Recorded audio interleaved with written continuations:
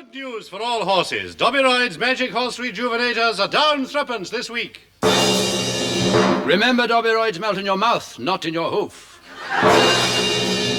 What are you feeding your horse, chocolates? No, Dobbyroids, the Magic Horse Rejuvenator with the less fattening center. Hot Dobbyroids. Hot Dobbyroids. Hot Dobbyroids. Ah, that's a good drop of horse rejuvenator, that. That looks good. That tastes good. And by golly, that...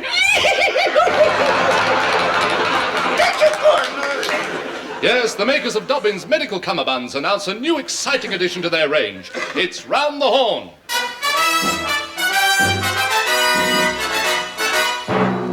The story so far. Wizened, stooped old crone, Mad Meg, played by Kenneth Williams without any artificial aids, stumbled through the dense, gloomy forest, played by dense, gloomy Bill Pertwee, with ivy up his trunk. Pausing to collect a bundle of faggots, played by the Fraser Hayes Four and Betty Marsden, she suddenly spied a tiny frog, played by tiny but perfect Hugh Paddock. "Help, help," quoth the frog, "I've got my flipper caught in a bramble." The old lady was amazed to hear the frog speak thus. Quickly she freed it, and the frog was overjoyed. "Take me back to your cottage," he said. "Let me sleep at the foot of your bed, and when you wake up in the morning, you'll have such a surprise." And sure enough, when Mad Meg awoke next morning, the frog had turned into a handsome prince. "Why," she exclaimed, "you're not a frog at all." To which the prince replied, I was wondering when you'd tumble. My name's Kenneth Horne.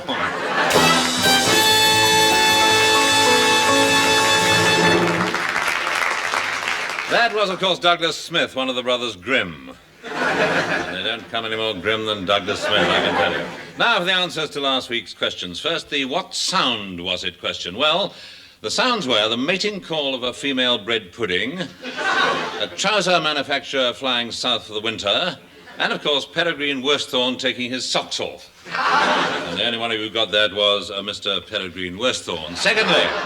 Secondly, we had the where'd you find it question, and the answer came in 6 parts as follows. Under the bonnet of your car, in an individual fruit pie, under the double eagle, up the junction, hanging in the wardrobe, and behind a bush on Wimbledon Common. At least I found one there, and if it's not claimed in 3 days, I shall present it to the nation. All right, Smith, on with the motley. "Hello again, fans. Oh. This is Douglas Smoochie Smith, the announcer whose skin you love to touch, whose warm, cultured voice sends little frissons down your spines, whose eyes are like great limpid pools Smith, I can't bear you in these narcissistic moods. Oh, I'm sorry, sir, but if you can't say something nice about Smith, the announcement. All right, and now, Kenneth Horne, Master Spy.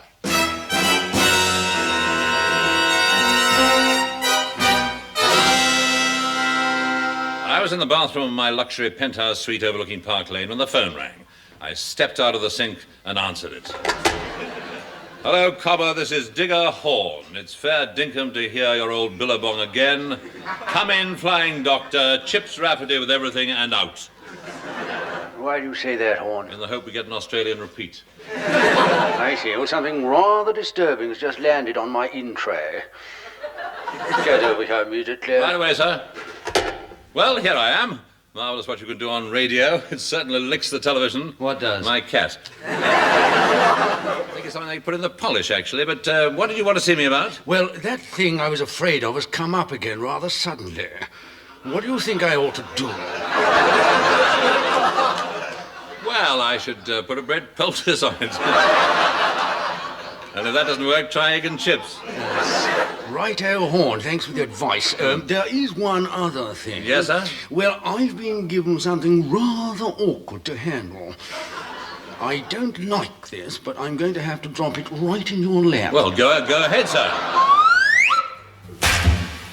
It's all right, it doesn't stain. Raspberry blancmange, isn't it? No, it's custard pie, of the sort normally thrown at comedians. I don't understand, sir. Well, a pie of this exact description was used this morning in a vicious and unprovoked attack upon that much-loved popular funster, Ken Dodd. While he was wiping the custard off his face, the assailant loaded his gag files onto 6 pantechnicons and made good his escape. Have you sent the fragments of pie over to the lab for tests? Yes. Ballistics say that they're from a 3.7X Army custard pie. Oh, any fingerprints? Yes. We've arrested the owner of the fingerprints, Milo Nostradamus, an Armenian pastry cook of no fixed abode. He admitted under pressure that he had in fact manufactured this pie for a foreign agent. Low grade? We don't know. That's for you to find out. All we do know is that much-loved and popular funster Ken Dodd's gags are highly dangerous. But who in his right mind would want much-loved and popular funster Ken Dodd's jokes? A comedian, perhaps. Ah. Although it's unlikely it's our only lead. And with that, the interview was over. He leaned back, spread his hands on the blotter, and ate it with every evidence of enjoyment. I hurried to a theatrical club I knew, the Chuzzlewit in Great Newport Street. The bar was packed with celebrities. At one table sat Bernard Braden, chatting satirically as he drank soup out of a tin. Close by was Alan Freeman, busily washing David Jacobs' shirt in a finger bowl. On the crowded dance floor, I spied Richard and Liz dancing cheek to cheek, while nearby Dudley Moore and Ursula Andress danced cheek to knee. I elbowed my way to the bar. The barmaid came over. Yes, sir. Can I get you anything? I took her in my arms and kissed her passionately. Plan to follow? Well, I'll have my usual, a glass of Parrish's chemical food. Stirred but not shaken. Coming up, sir. I drank it in one gulp. I was shaken but not stirred. Then I beckoned to her to follow me into the back room. What do you want? Some information about Ken Dodd. I've never heard of him. Well, perhaps this will jog your memory. From my wallet, I produced a handful of the green stuff and offered it to her. Oh, a bit of lettuce. Oh, that's nice. Got a tomato to go with it? Well, if you tell me what I want to know, can you tell me something about Ken Dodd's movements? Yes. He sort of prances about, waving his arms. Then he fluffs his hair up and twists it into a top knot. Yes, she was holding something back. I pressed a slice of cucumber into her hand, and she started to talk, and talk fast. And that's all I know. And that's all I needed to know. I grabbed her roughly, ran my tapering fingers through her long, tawny hair, and then took her gently in my bronze, sinewy 3-litre Bentley down to Brighton for the weekend. We booked into the hotel and registered. Smith. Yes, sir? No, not you. No. That was the name we registered under. Oh, but while you're here, draw a veil over the next 2 days, will you? Certainly, sir. Excitingly fragrant Douglas Smith. He of the schoolgirl complexion all over. Draws a veil over those 2 fateful days. I'd no sooner reached home and unpacked when the phone rang again. Hello, Horne here. Horne, I think we've got a clue. One of Ken Dodd's jokes was done by the compere of the new Sunday Night at the Pandemonium show. Jimmy Armfluff? He. It's up to you to find out where he got that purloined joke from. How? Well, you'll have to infiltrate into the show. You could pass yourself off as one of the dancers. Yeah, but I'm awkward, clumsy. I can't dance a step. Then the resemblance is complete. But, now look, just to be on the safe side, you'd better take a couple of lessons. Get down to the Ada Poston Academy of the Dance, MI5 branch. Where actually is it? Now go to the end of the following musical passage and turn right.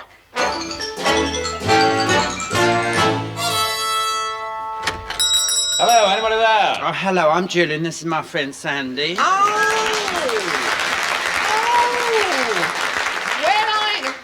It's Mr. Horne. Oh, our bone at a Valdiourique again. Oh, what brings you trolling into this shrine of terpsichore? Well,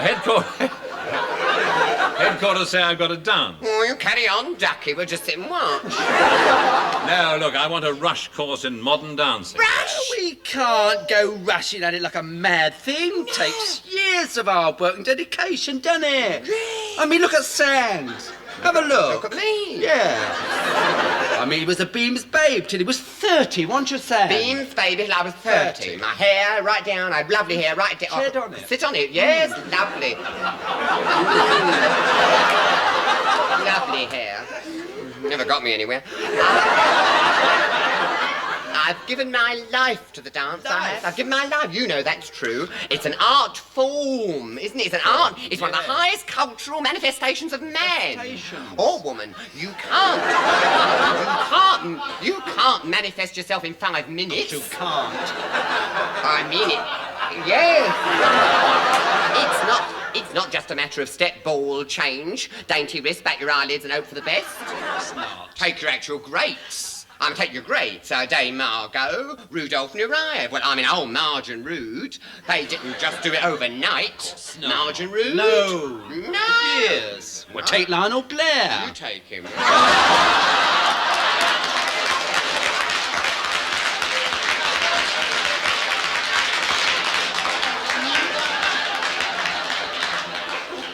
No, I mean, it's not easy to be like Lionel Blair.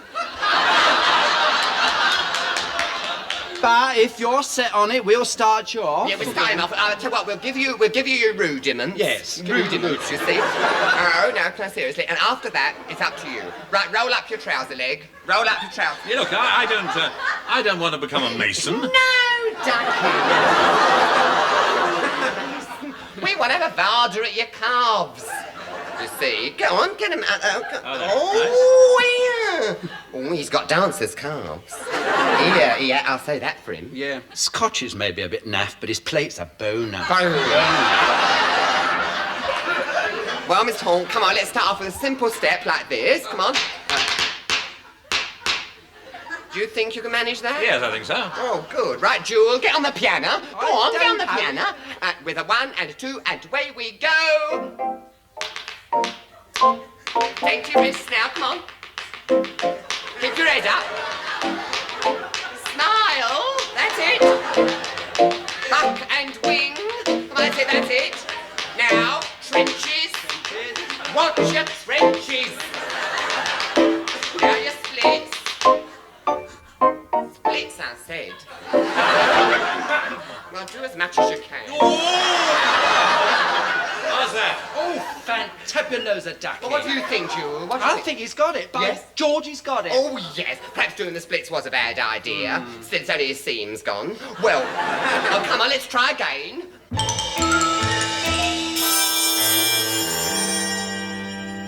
The next day I auditioned at the Pandemonium Theatre as a boy dancer. Oh! Bold!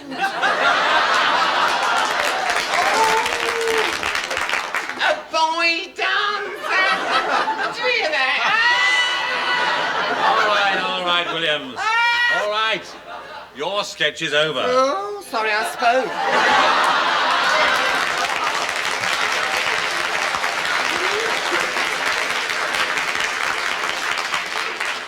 I was hired immediately, and the following Sunday night I made my debut in the show. After the opening routine, in which I figured as an Easter bunny, I stood in the wings and watched the compere Jimmy Armfluff as he went through his routine to howls of hysterical apathy from the audience. Oh, fabulous. He said, Mrs. if I walked that way, I wouldn't need talcum powder. Hey, fabulous.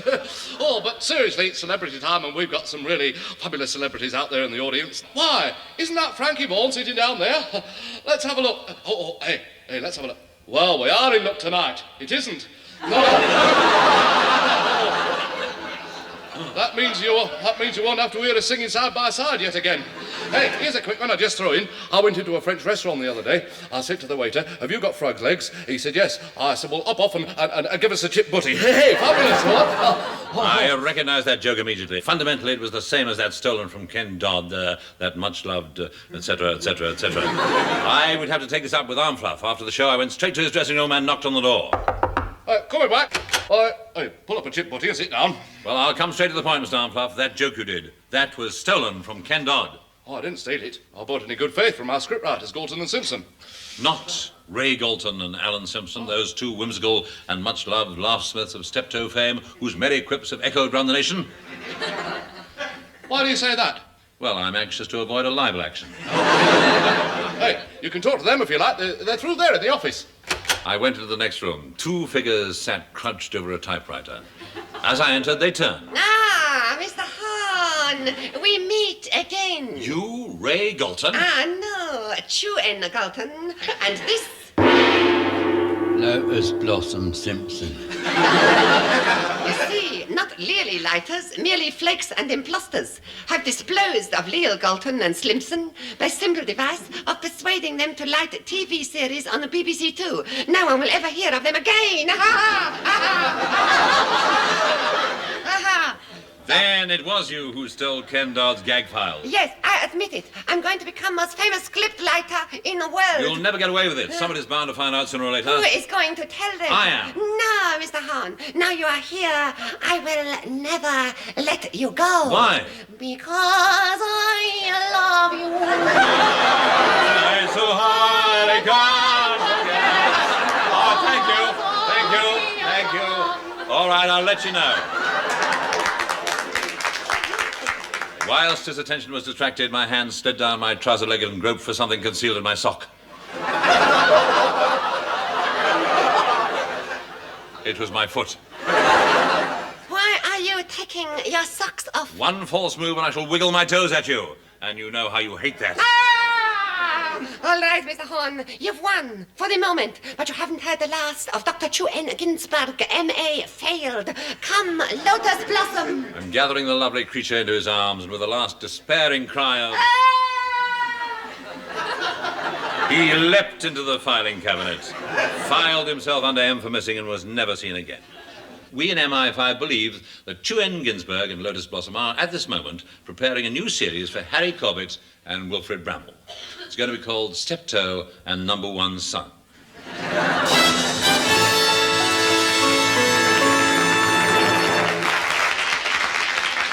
And now, here are the Fraser Hayes Four to sing a track from their new LP, Twist and Shout with Ian MacLeod. The Fraser Hayes Four.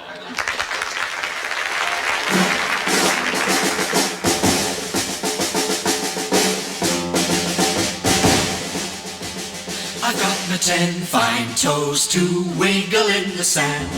Lots of idle fingers snap to my command. A lovely pair of heels that kick to beat the band. Contemplating nature can be fascinating. Add to these a nose that I can thumb and a mouth by gum have I. It tells the whole darn world. If you don't happen to like it, deal me out. Thank you kindly. Pass me by, pass me by, pass me by.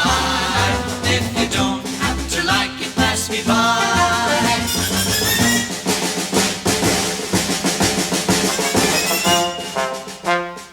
Pass me by, look at my turns, pass me by. They're lovely things in the sand. Look at my pass my fingers, snap to my command. Then you can pass to these and those that I can find. And you can deal me out, thank you kindly, pass me by. I've got my 10 fine toes to wiggle in the sand. Lots of idle fingers snap to my command. A lovely pair of heels, the kick to beat the band.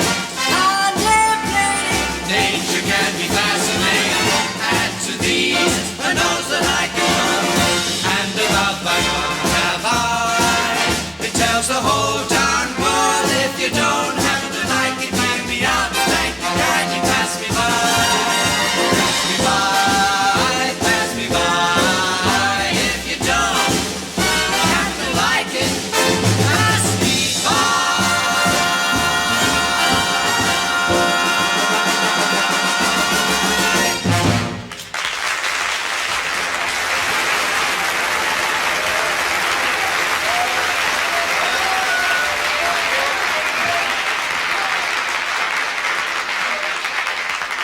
And now, the moment you've all been waiting for. Douglas Smith sings, If I ruled the world, every day would be Oh, like... Smith.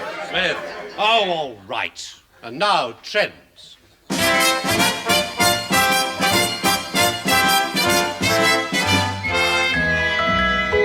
And first, show business. One of the trendiest people in London's West End is club owner and female impersonator Manny La Scroop.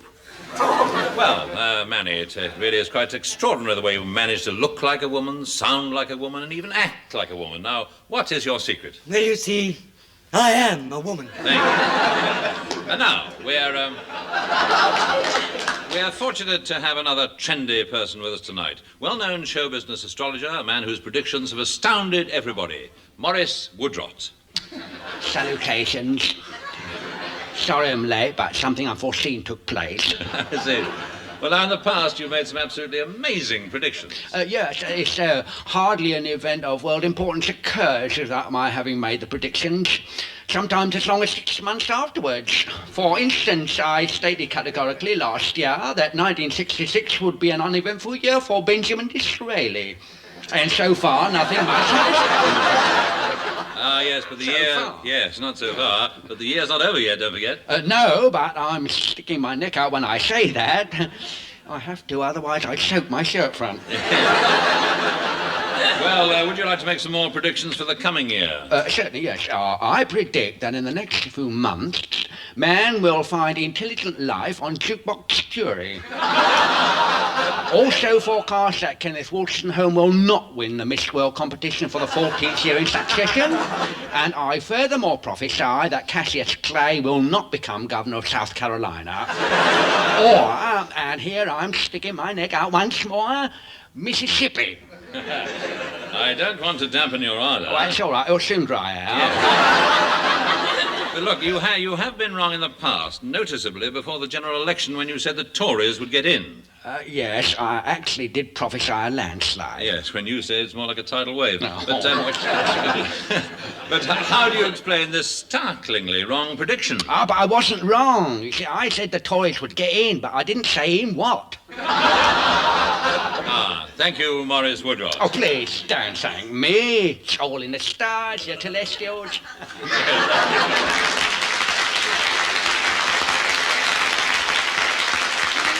And we move on now to trends in music. It's time again to meet folk singer Rambling Sid Rumper, one of the all-time greats. And I think you'll agree, nobody greats like Rambling Sid. Hello, me dearie. Chirrup, chirrup, for the fox be away with the goose and the fly be on the termite. Yeah. Well, what can you expect if you leave it out all night?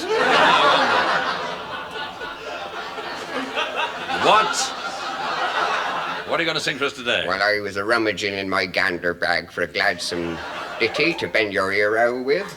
It's a song of the Royal Scottish Pretender. Bonnie and Prince Charlie? No, it's for an old Scotch tramp called McWhirter.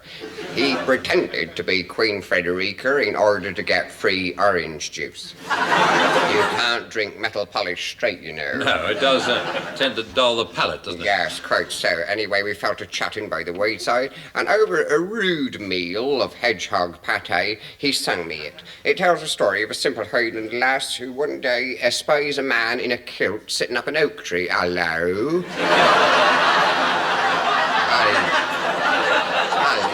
Hello, quoth she to herself. That's bonny Prince Charlie. See, well, she could tell it wasn't Mary Queen of Scots.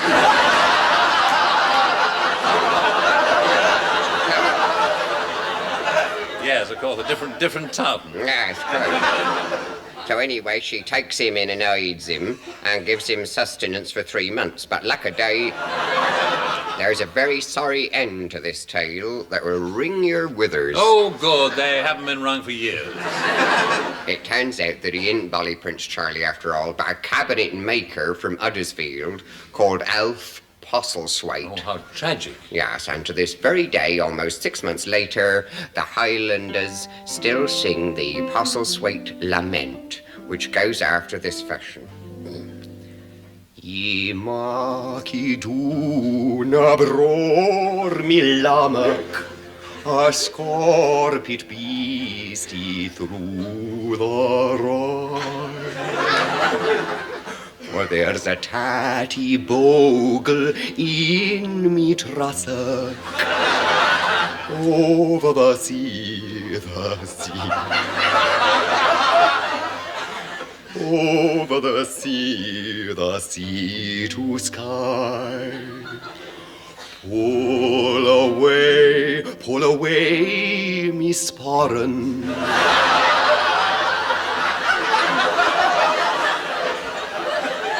Till the seas run dry.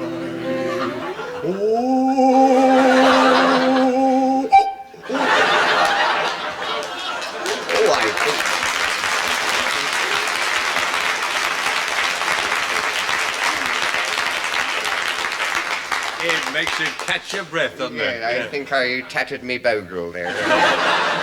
Or caught your breath, perhaps. Now, once again, as our gorge rises slowly in the east, we present the Seamus Android Show, or as it's known in millions of homes, Never on Sunday.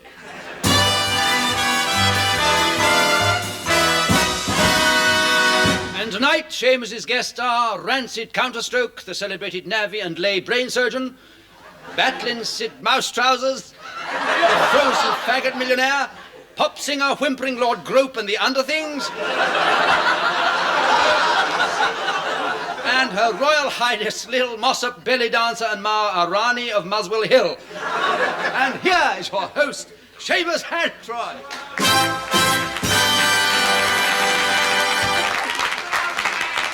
Well, hello.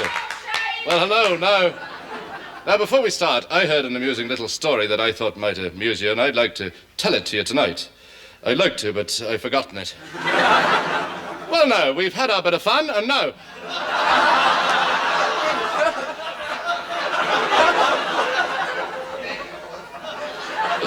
On with the rest of the show. My first guest is romantic lady novelist, health food expert and lecturer, the lovely and overdressed Barbara Cartload.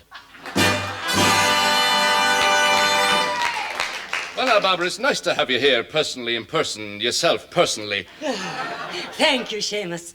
And as my family are watching, I'd just like to say, hello, Mummy. Hello, Boogie. Hello, Poppet.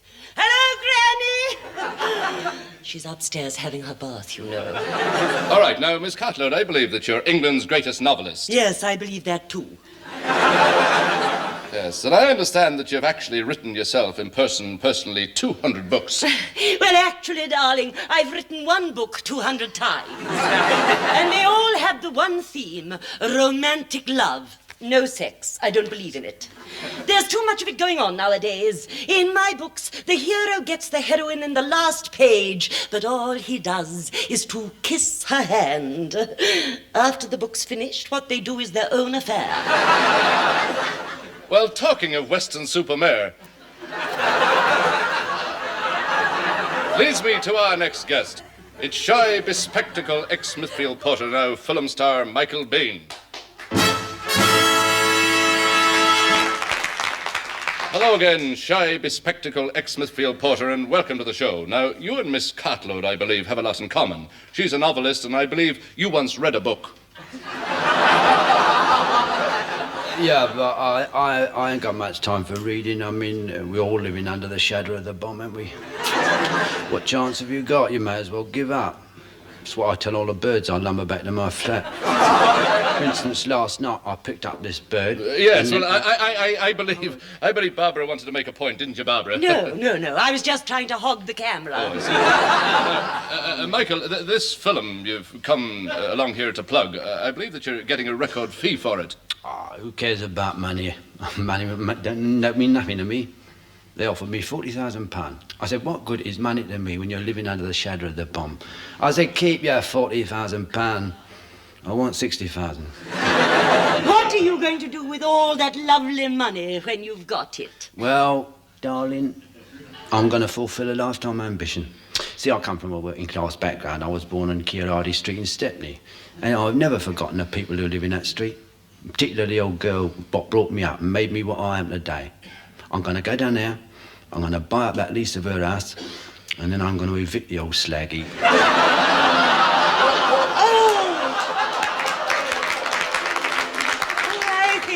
I think that's an absolutely lovely thought. Who asked you, Granny? On that note, I'm afraid I must close because all good things come to an end. But so does this show. Good night to you. See you next week. Well,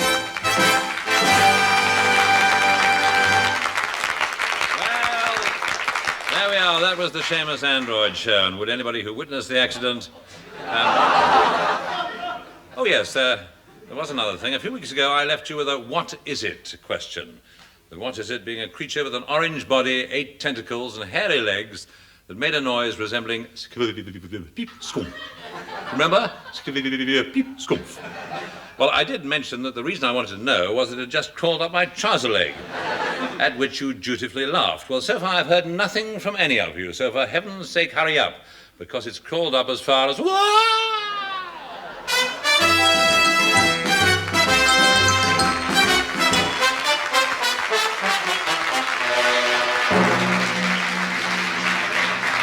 And there the pathetic message ends, as does Round the Horne, Appearing in it were Kenneth Horne, with Kenneth Williams, Hugh Paddick, Betty Marsden, and Bill Pertwee. On the musical side, you heard the Fraser Hayes Four and Edwin Braden and the Hornblowers. The script was written by Barry Cooke and Marty Feldman, and the show is produced by John Simmons.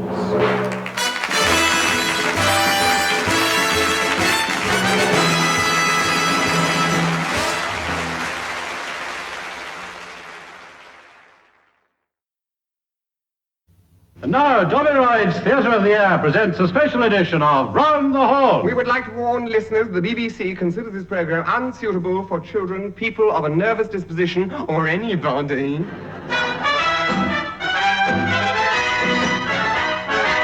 My lords, ladies, and gentlemen, please be upstanding for your host, Kenneth Horne.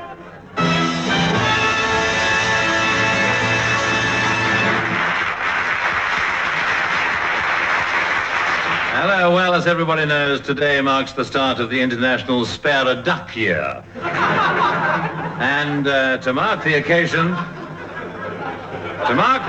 we'd like to take the liberty of presenting an original musical from the pen of the man who gave you Bittersweet.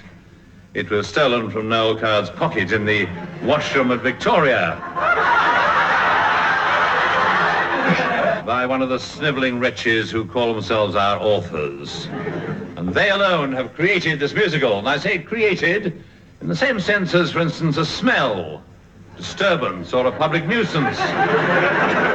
Because this show has elements of all three. Now, most musicals are based on well-known books, and ours is no exception. It's brought to life from the pages of that much-loved classic on the medical profession called Harness Your Hammer Toe and Live.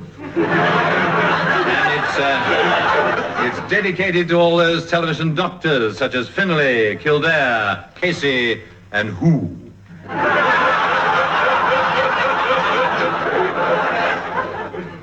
So here tonight is the world premiere of Dr. McKinlay's Scrapbook. Or a funny thing happened to me on my way to the forceps. Any resemblance between this show and any other form of entertainment is entirely coincidental. Overture on beginners, music, lights, vertigo.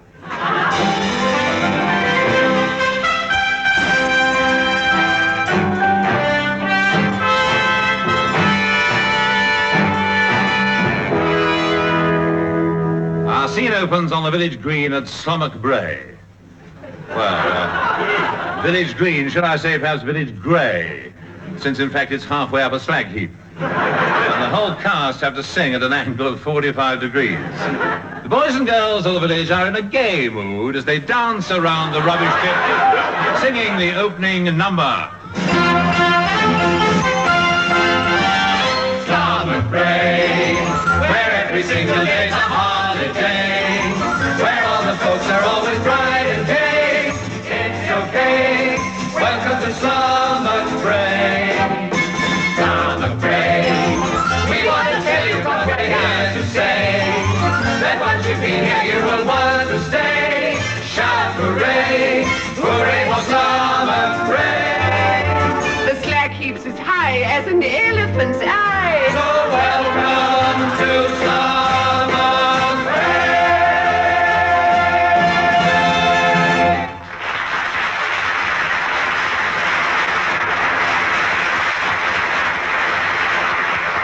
The scene changes now to the surgery at Blair House, where Dr. Macaroon is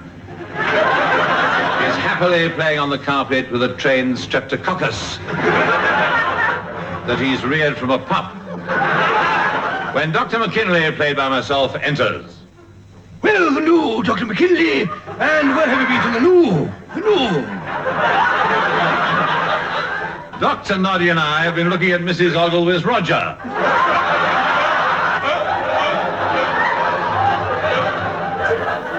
He's got McWhirter's disease. And what did you prescribe? I told him to keep away from McWhirter. Ah, well, it's all in a doctor's day's work. Hey, Dr. McKinlay, you're a dedicated man. I wish there were more like us. Be a duck, be a duck. All the world loves a duck. Yesterday I saw a girl. I said you look ill. He examined her completely, then gave her a pill. I got the pleasure and she got the bill. Be a duck, be a duck, be a duck. Be a quack, be a quack. Every quack makes a quack. The other day I saw a man went out on my rounds. He said, I'm worried because my stomach's making strange sounds. He gave him some bicarbonate. My bill was £12. Be a quack, be a quack, be a quack. Be like me, an MD, and you'll be on TV. My operations rarely have the folks on the floor. When I removed some adenoids, they shouted for more. So I took out his appendix as a little encore. Be a duck, be a duck, be a duck.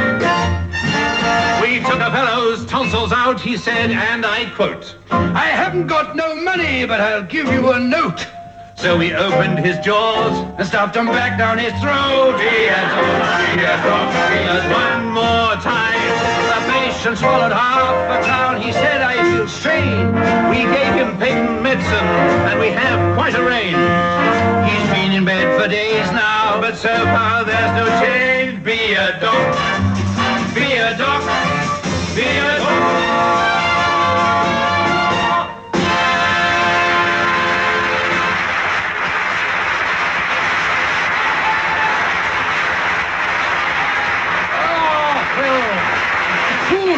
Men! I must water my rooms, the new.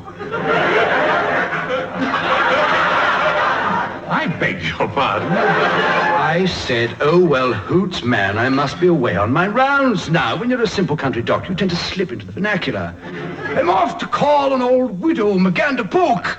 I'm hoping, against hope, to get the money from her to build my new psychiatric clinic. On which your heart is set? It's a shame. Now I need my coat. Where's my lovable housekeeper? Jenny! Here I am, Doc.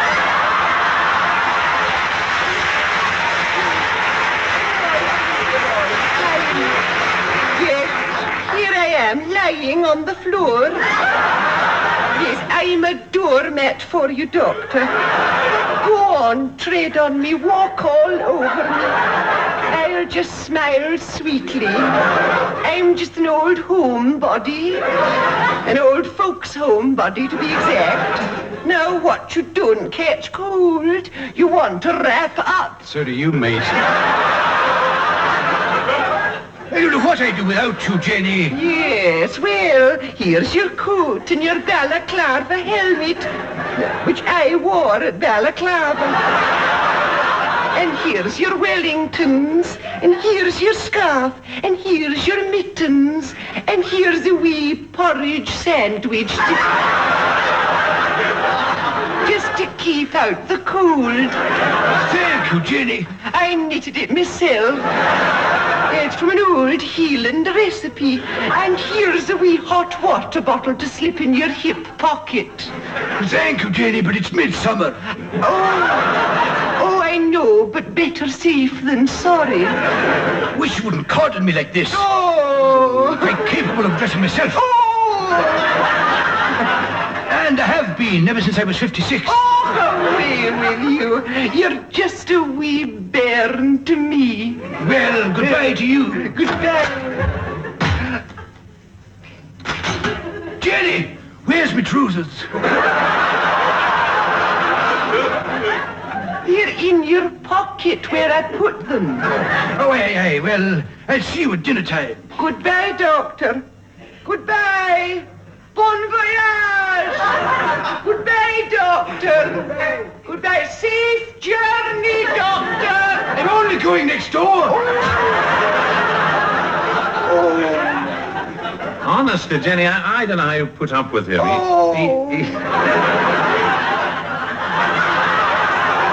He doesn't appreciate you. Why don't you leave him? Oh, what could I do? Well, go back to your old job. I can't. The police have raided the gaff. Besides, you see, my place is here by his side. He needs me. The touch of his hand on me, teapot. The fall of his foot on the stair.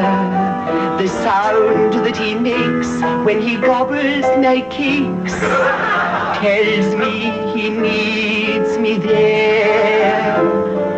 Oh, the sight of him eating me porridge, his way with the commies fair, and the way that he leers when he's had a few beers, tells me he needs me there. Though I'm not beautiful, not beautiful at all. Whene'er he smiles at me, oh, I'm 10 feet tall. The touch of his angora pulley, the smell of pomade on his hair, his grunt of disgust when his braces have bust, tells me he needs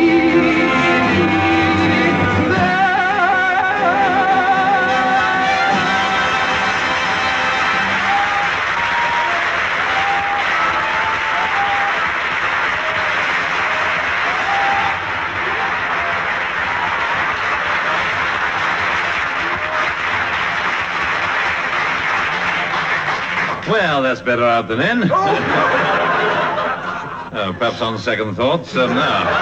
Oh, Jenny, Jenny, why are you wasting yourself on a love that never can be? A pretty little creature like you. Oh. You're all woman, Jenny.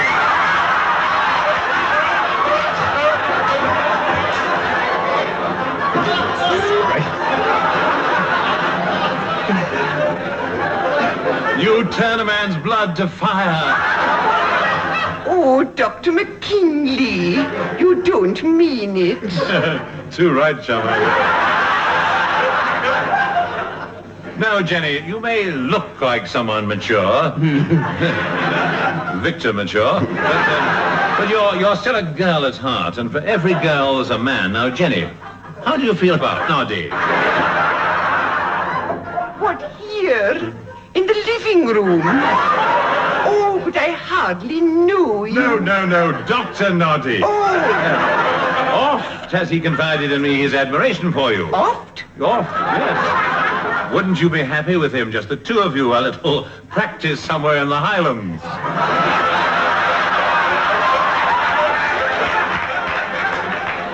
He'd need more than a little practice. He's 85. All right, Williams, don't improvise, don't. But listen. He said in the best musical comedy tradition. Here comes Dr. Noddy now. Oh! Hello, Jenny. Hello, Dr. McKinley.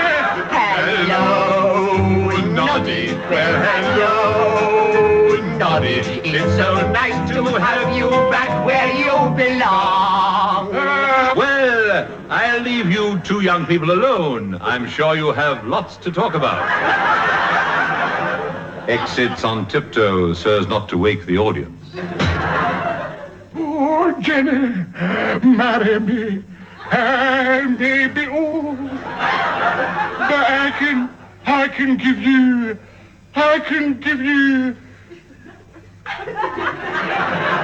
my word, I'm old.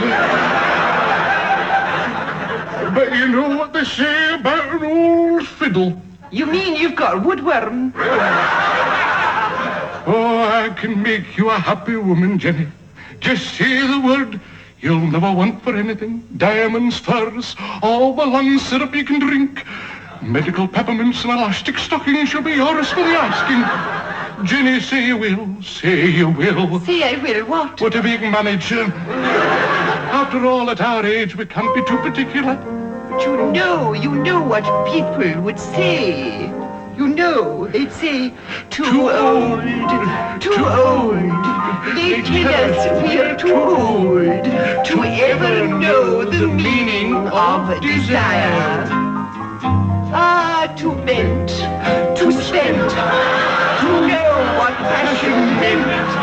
They tried to throw cold water on our fire. Oh, yeah, it's late, so late. We haven't time to wait. It's over 40 years since first we met.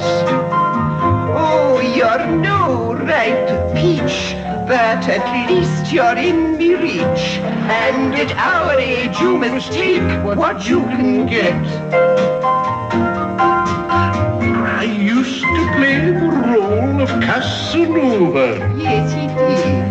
I'd chase a girl until I had her pin. Had her pin, you see. But now my chasing days are nearly over. They're nearly over. I've got to get one while I've got my wind. Got your wind, yes. Too great, they say. But we'll show them one day. We're getting married in a little while. We'll go through life, devoted man and wife. If only we can make it up the aisle, I mean it. If only we can make it up the aisle.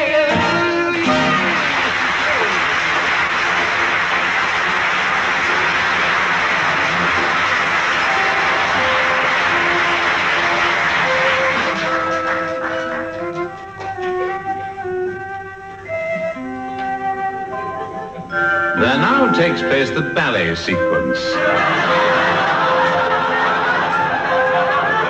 Described in the program as Noddy's Dream. It's a pity you can't see it because it's really rather lovely. The chorus come on dressed as the contents of a medicine chest. And there's a pas de deux between a bottle of nose drops and a corn plaster. Then enters a man clumsily disguised as a bottle. He represents the spirit of syrup of figs. Past and present. There's no future. But then what future is there for a bottle of syrup of figs? He engages in mortal combat with a giant cenopod. And the outcome is, well, fortunately the ballet ends before there is any outcome. And the whole of the sequence is symbolic of man's eternal striving to fill in the time between scenes. But it ends with Jenny going off with Dr. Noddy, and you can't blame her. After all, when a body meets a noddy, you know. Oh, sorry about that. It just came over me, really. But meanwhile, Dr. Macaroon is on his way to visit his wealthy patient, old widow Magandapoke, at the Stomach Grey Cottage Hospital and Sub-Post Office. Time for your medicine, Mrs. Magandapoke. Well, thank you, nurse. Nurse, you done it? Yes, me. It's the only part left. It was degrading. Me, who's had his own catchphrase. I, who gave the nation Dobberoids. I ask you. How are you today, Mrs. Magandapoke? Terrible, thank heavens. Cue for song. I am a typically private patient in a typically private ward, and I typically give the typical nurses hell. Though I'm typically convinced that I've a typical rare disease, the fact is that I'm typically fit and well. The typical doctors know I'm typically faking. They typically diagnose that I'm not ill. But typically they keep their typical traps shut, 'cause they're making typical fortunes from my bill.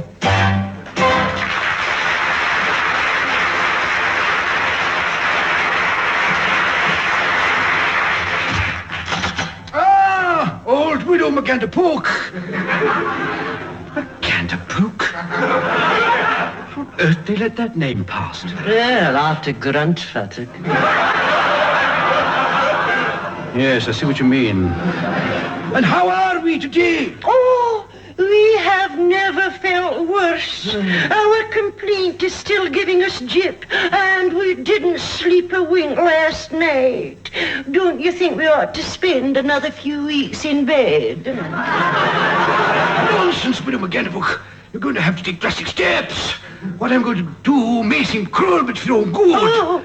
I'm going to make you walk. Oh, but Don't argue with me with a kind of poke. Just do as I say. Oh. Get out of bed. Oh. Walk towards me. That's it. That's it. You can walk. You can. Of course I can, you old fool. I'm in with a sprained wrist. Ah, it's psychosomatic. All right, so I'm in with a sprained psychosomatic. Oh, but whatever it is, you've cured me. I'm a wealthy woman. How can I reward ye? I want to extend the hospital. You see, once I had a dream. Tell me about your dream. I had a dream. I dreamt about you, Widow McGanderpoke. I think it was the pickles I ate last night. But all my life, I've wanted to build a clinic. Psychiatric clinic.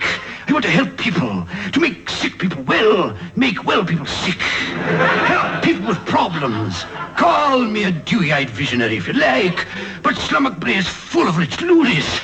I could clean up. But do you understand psychiatry? Enough to order breakfast. Let me tell you my own story.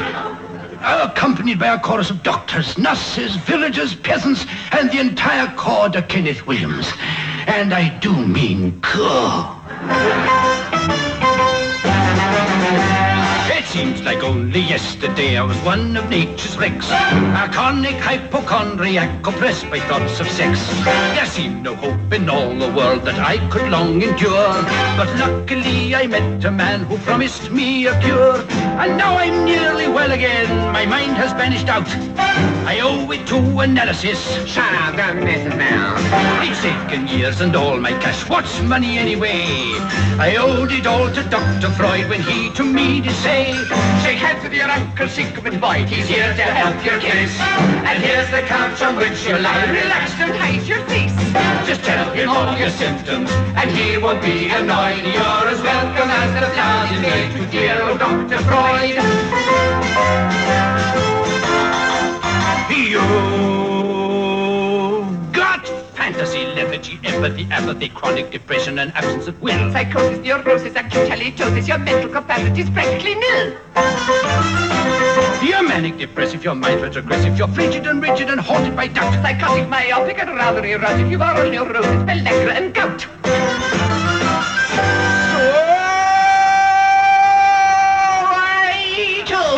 All of my symptoms, I learned what to avoid. I am as normal now as everyone else. Thanks to Dr. Freud.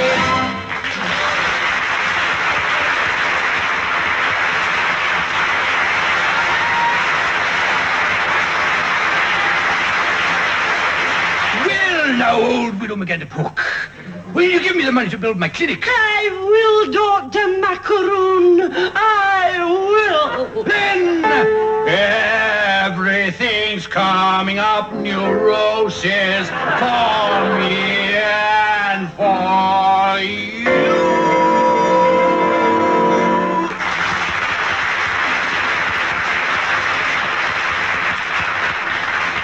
The scene now changes to the surgery at Blair House. Macaroon rushes home to tell the good news to the faithful Jenny, but finds she's run off with Noddy, leaving only a note written in iodine on the tail of his nightshirt, which reads, Dear Dr. Macaroon, sob gulp, I'm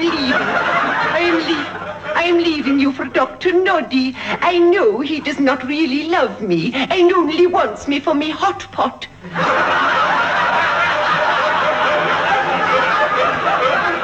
No, shut up.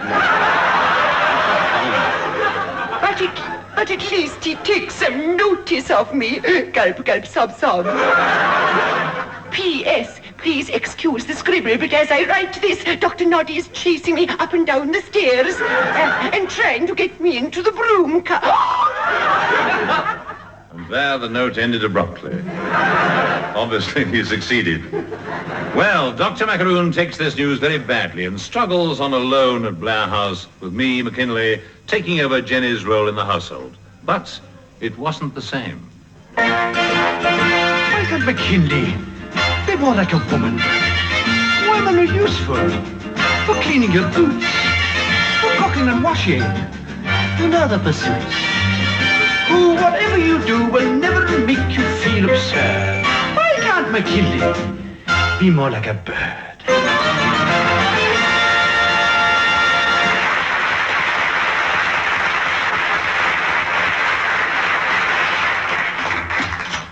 Dr. Macaroon, I've earned your sporran. You'll want to wear it tonight at the grand... you'll want to wear it tonight at the grand opening of the clinic. I shan't be going. Without Jen, it'll be empty, meaningless. You see, I need her. I have a nasty feeling he's going to sing. I'll go. Oh, Jenny, Jenny, how I miss her. Her teeth in a glass in the bathroom. Her gin-flavored breath in the ear. Her old bowler hat. That thing on the mat. Remind me.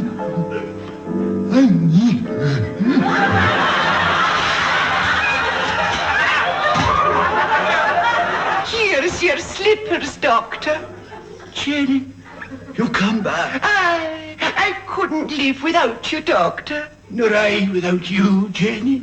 Now, just in case anybody's tuned in late, I think I ought to explain that Kenneth Williams is playing the part of Jenny. And if you've been following the story from the beginning, you'll be past caring by now. But soft the lovers speak. Jenny, I've never realized before how lovely you were. Oh. Let me unpin your bun. There, see, your hair cascades down, nearly as far as your ears. Oh, Doctor, I was wrong to leave you, but I'll never go again, because, you see, for better or worse, you're my whole universe. So tell me you need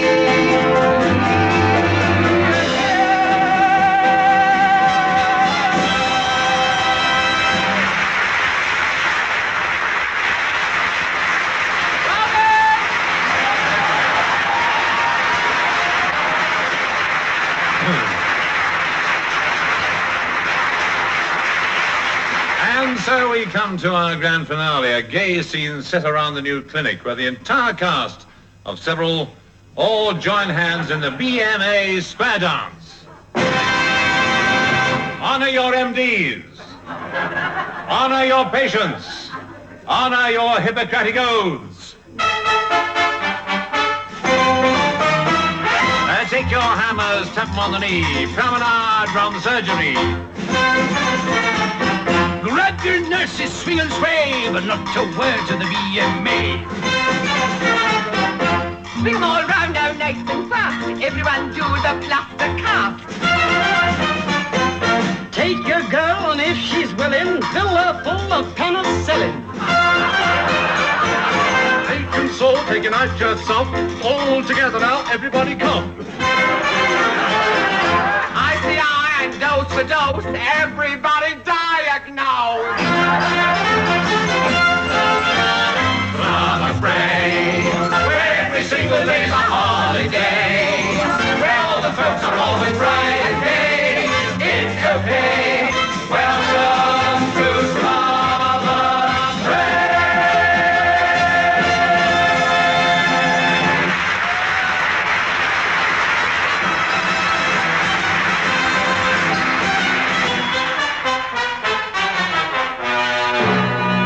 That was the Round the Horne Amateur Operatic Society's production of Dr. McKinlay's Scrapbook.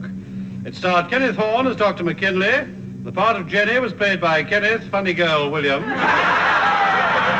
Hugh Paddock was Dr. Macaroon. Betty Marsden was old widow, I refuse to say who. Bill Pertwee was Dr. Noddy. Other parts were played by the Fraser Hayes Four, and I was a nurse. Jolly good I was, too. The score was written by Edwin Julie Braden IV. Three's the fourth, I don't see the other three. My hairy fool. The book, lyrics, and song words were by Barry Cooke and Donald Webster, who have been described as another Low and learner. They're both low, and they're obviously both learners. The music was provided by Edwin Braden and the Hornblowers. A sort of bottomless pits band. And the whole show was produced by John Binky Simmons, who has been trying it out of town. Trying it right.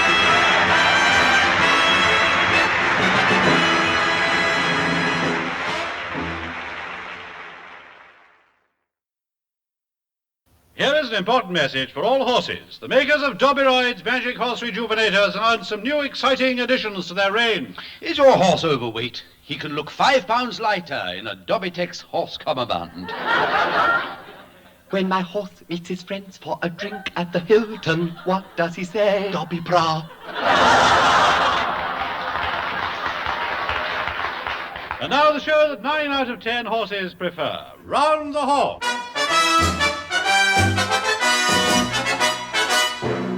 The story so far. Still on the trail of the whistling mouse nobbler, nightclub hostess Otto von Potros, disguised as a Trappist ferret breeder, makes his way on skis to the top of the Eiffel Tower. But who is Clog Potter? Where are Dimitri's trousers? Why did the man with the metal nose behave so strangely with McWhirter's blancmange? Here is the man who alone will answer none of these questions, and several others besides. Kenneth Horne.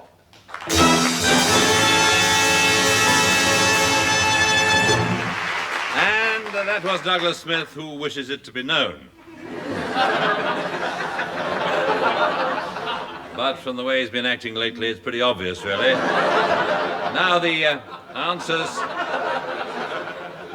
to last week's questions. First, the odd man out. Well, the answer was, of course, Kenneth Horne. All the others can be stretched to twice their length. Next was the complete the lines from the following songs. Firstly, I'm going to wash.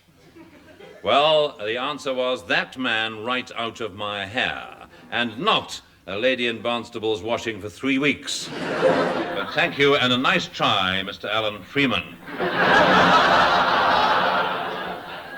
Finally, we had I Get a Kick Out Of. Well, Mr. Gruntfettock of Hoxton, I think we all know what you get a kick out of, and on looking at the list you sent me, it's my considered opinion that you're running a severe risk of doing yourself a permanent injury. Besides, it doesn't scan.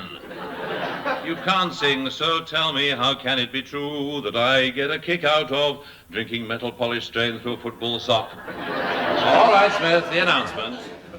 This is strangely attractive, leggy gamin Douglas Smith.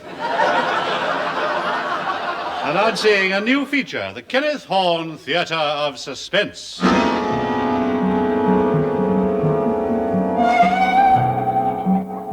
Somewhere between waking and sleeping, between the conscious and the unconscious, between Hounslow and Hammersmith Broadway, lies an area of the mind where strange things happen. Come with us now through the gateway of the supernatural, up the eerie passage of fantasy, into the area we call the Twilight Sanctum. What do you call it?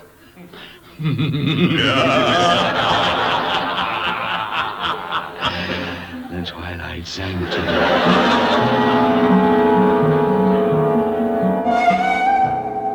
My name is Gladys Harbinger. Sir Gladys Harbinger. And how I came by that name is of no importance to the present narrative, so mind your own business.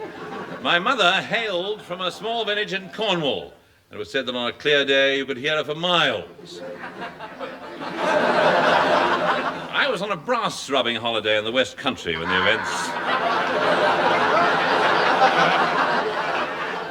the events I'm about to relate took place. It was a cold October night, my car had broken down, and I was miles from Lou.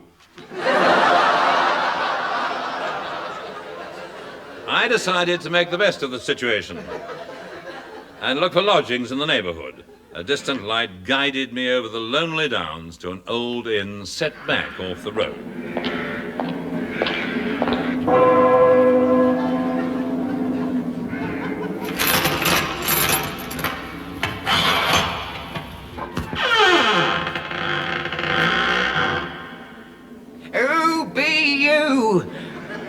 Be you the egg chick that be coming my way? Well, not exactly, no. Be ye man, or be ye ghastly manifestation? Because if ye be man, ye be welcome here. But if ye be ghastly manifestation, use the tradesman's entrance. I was looking for a bed for the night. Get thee gone from this doomed place. We be all doomed here. We got a touch of the doom here. I've seen things. I've heard things. I've touched things. I've smelled things. Don't ye ask me what I've seen or heard or touched or smelled, because I wouldn't tell ye. No, don't ye ask. Don't ye ask. Well, I wasn't going to. Don't ye ask me about the headless horseman, how he comes a-galloping by about this time. See, there he be now. Where? He's just manifested himself in the rhododendron bushes. There he goes, a-galloping toward the 5-bar gate. He be fine on the flat, but he be useless over the sticks. But I'm forgetting me manners. Come on in, young master. Young man.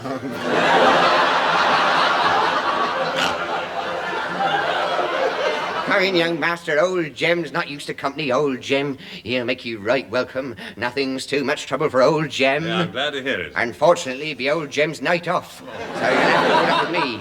I be mad Tom Thigh Blast. So if you be set on staying the night in this accursed place, I'll get me wife to show ye to your chamber. Quivering Meg! There be a stranger here. Where be ye? Mad Tom wants ye. Here I am, darling. I bain't as mad as I appear. Show the gentleman to the tower room. No! No, Tom, no! Not the tower room! Why not the tower room? Well, I have made the bed. Well, in that case, put him in the Phantom Abbot's room. It's got hot and cold running. Running what? We don't know, but you can feel him scampering over your face. The only trouble is that the Phantom Abbot's room is occupied. Who by? The Phantom Abbot. You'll be all right, 'cause it's a double bed. He don't take up much room. He keeps himself to himself. He does. The only visitation you're likely to get is his phantom clammy feet in the small of your back. And if you want anything during the night, just scream. As you may imagine, I slept but fitfully that night.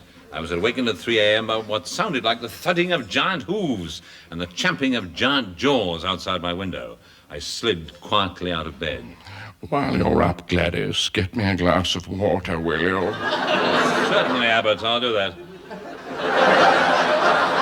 I crossed to the window, and there in the forecourt of the hotel was a huge, shapeless grey creature with great, bulging pink eyes and enormous whiskers. It was like a 20-foot-high Gerald Nabarro in a fur coat. The moon illuminated its ghastly face as it pressed against the window pane, and then, just as suddenly as it appeared, it vanished again. I was petrified. Sleep eluded me for the rest of that night.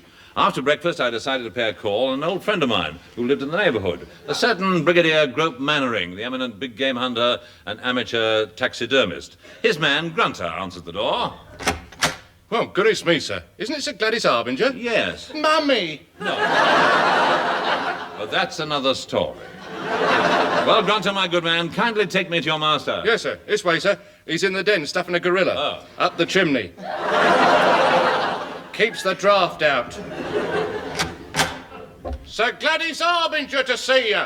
Come in, old boy. I'm glad to see you. What brings you to these parts? Well, Grope Mannering, you're something of an expert on strange phenomena. I saw some things last night so indescribably grisly that I never want to see anything like it again. Do you know what it is? Not Mrs. Thursday. A huge, grey, furry creature with whiskers and big staring eyes. Yes, and all I can say is that if there's something strange going on in the neighborhood, it emanates from that house on the hill. Belongs to Professor Ludwig von Nosepasture. He's engaged in experimental work for the government. Perhaps he can throw some light on the mystery.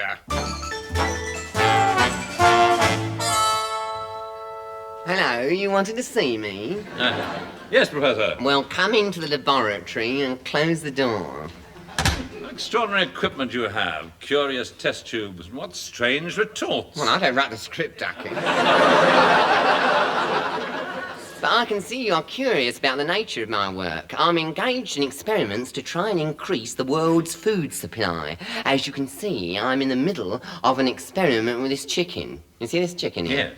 Well, I've injected it with my new hormone preparation. And now, observe, she is about to lay.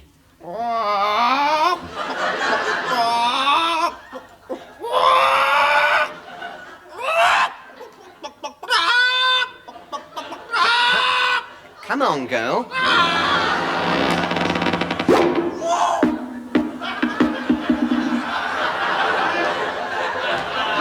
Good heavens, it's 8 times the size of a normal egg. Precisely. That's what I call going to work on an egg. Marvellous for housewife. Not so good for the chicken, of course. First time I've ever seen a chicken go red in the face. Now, what other experiments are you working on? Well, food-wise, I'm working on several. There's my project, cross a cow with a pig. Yeah, what do you hope to get from that? Veal and ham pie on the oven. Also, I'm working on a scheme to cross a pig with an armadillo. I'm going to call it a pigadillo. That's good, isn't it? Very good name, yes, but won't it taste awful? Yeah, but just think of the crackling. Mostly, no, seriously though. No, seriously. I'm working really on my hormone experiments to increase the size of animals. In this way, we'll be able to produce animals large enough to... Professor, the mouse has broken out of its cage and escaped. The mouse? The one I was experimenting on. Quick, after him. But surely a mouse can't do much harm. This one can. It's 25 foot high. Good heavens, that must have been what I saw outside my window. A monster mouse, the mind boggles. At 25 feet high, rogue mouse can be an ugly customer. Come on, we must follow its spoor. But surely a mouse doesn't...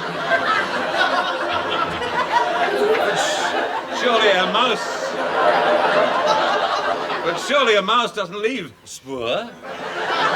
Well, wherever he leaves, we'll follow that.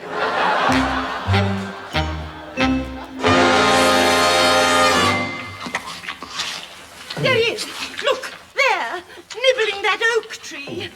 Good heavens, he must be nearly 30 foot tall by now. We'll have to shoot it. Hand me my gun. Which one? The mouser. Oh, it's seen us. Stand your ground, Miss Lust Tippet. They can smell fear. I can smell it myself. It's going to charge. Don't shoot till you see the pinks of its eyes. Get behind that boulder. I'm going to let him have it.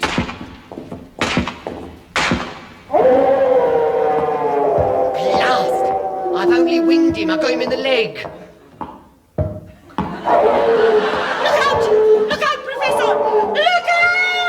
Good heavens, he's picked the professor up in his paws and... Here, no, stop messing about.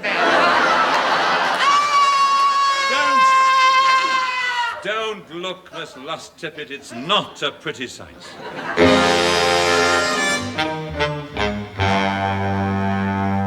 The giant mouse escaped, but with only 3 good legs, we knew it couldn't get far. Every grocer in Exeter was asked to cooperate, and by dawn next day we'd assembled 4 tons of Gorgonzola cheese impregnated with a deadly poison. The mouse sniffed the cheese, took 1 nibble, and...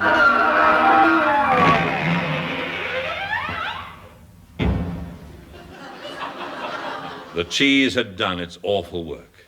But unfortunately no one could get near enough to remove it, and so it lays there to this day.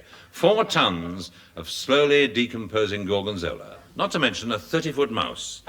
Oh, well, it should help shift traffic on the Exeter bypass.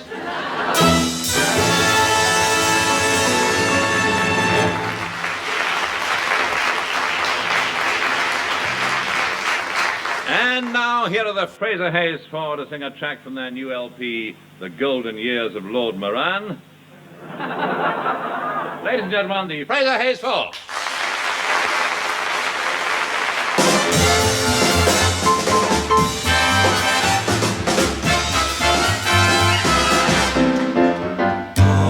Looking at the world through rose-colored glasses, everything is rosy now.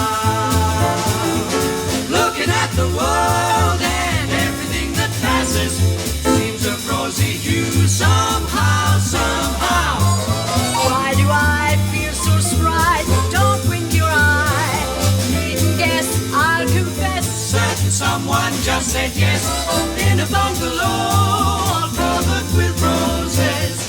I will settle down, I vow. That's why I'm looking at the world through rose-colored glasses. Everything is rosy now.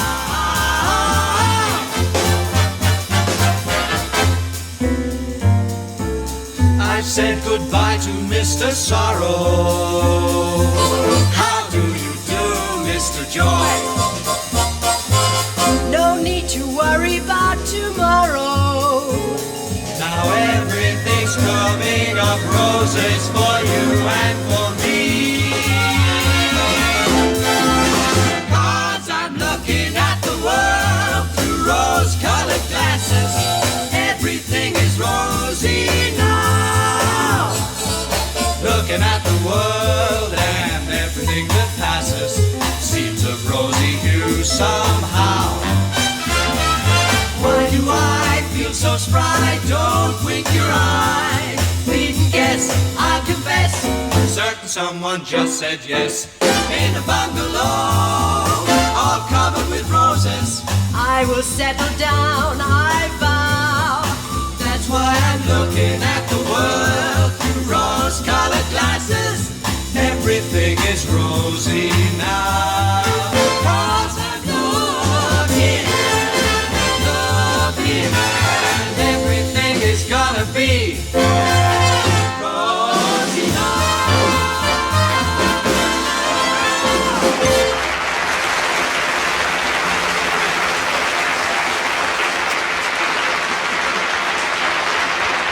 Recently, Clarkson Rose, the summer show producer, celebrated his 50th anniversary in show business, and many stars gathered to pay tribute to his long-running Twinkle. Well, this set me thinking. I thought, well, if Clarky can do it, why not Horny? So I took a lease on the Pier Pavilion at Bogmouth-on-Silt and set about auditioning acts for my show.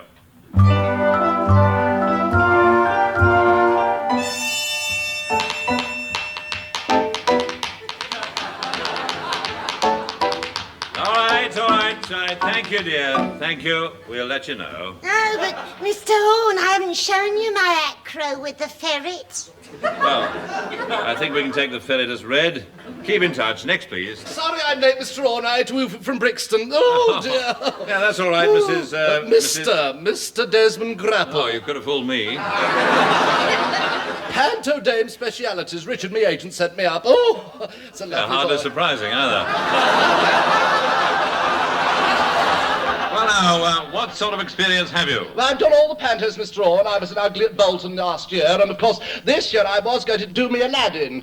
I'd had me twanky fixed, but unfortunately it fell through. Well, never mind, it doesn't notice.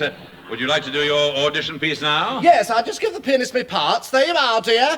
Right, now, nice steady four and tacit for the patter. I'm Bess of the ATS. Though sugar may be rationed, I'm the sweetheart of the mess.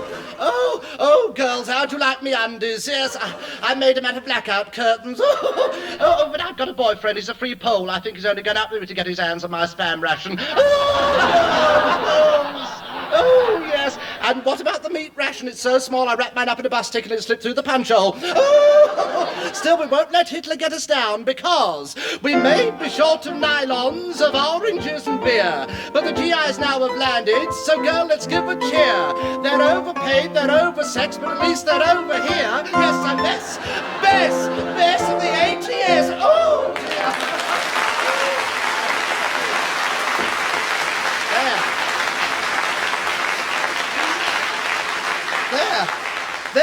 Horne, what do you think? Next, please. But you haven't seen me Winnie the Waff. That's true. Next, please. Oh, I've never been so degraded in all my life. If ever 1942 comes back, I'll call you. Next.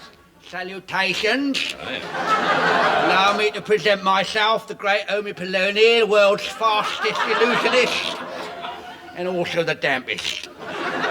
Music maestro, please. Let the demonstration commence. First, a few simple tricks. Quick list of the hand deceives the eyes. Observe a perfectly ordinary pocket handkerchief. I fold it thus, and thus. And then what happens? I wipe my chin. Now, after that, I squeeze into a ball, and hey presto, flags of some nations.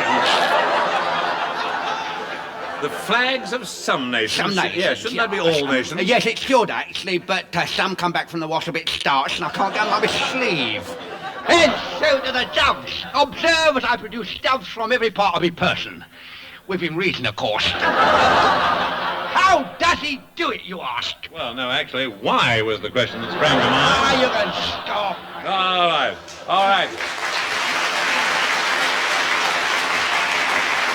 And next, please. Why, it's Rambling Sid Rumpo. Hello, me dearie. Chirrup for the open field, for I boggle over hill and dale and dingle down in the forest. Yeah. Well, look out for gin traps. Now, what brings you rambling into this audition? Now, this is for the summer season at Bogmouth. I wouldn't have thought that was you at all. Well, I bethought to myself, hey-ho, for the sea salt tang of the air, where the spume runs high, and the seagulls wheel, and there's plenty of gash birds hanging about on the promenade. Oh, well, what are you going to sing for us? I had a rummage in me gander bag, and I found an Irish bog wanderers song, which is sung by the itinerant peat smoulderers as they huddle over the campfire, smouldering their peat. Which, of course, can happen to anyone if he's not careful. And accounts for the fact that this is a sad song. It tells of a fair colleen by the name of Molly O'Rosenthal, a lummock monger who mungs her lummocks through the streets of Dublin. It's a trade that's died out now on account of the tourists. And she sings as she trundles her cart from door to door this plaintive lament. I have fine lummocks have I. Toodle, toodle, toodle, who my fine lummocks will buy. Bite them you'll find, they're fresh caught today. Tiddle-eye, tiddle-eye, tiddle-eye, tum, tiddle-eye, boodle-eye, doodle-eye, dum, tiddle-eye, tie, they're the fairest ever seen. Tiddle-eye, fumble in me rumble-um. And who will bite the lummock of a fair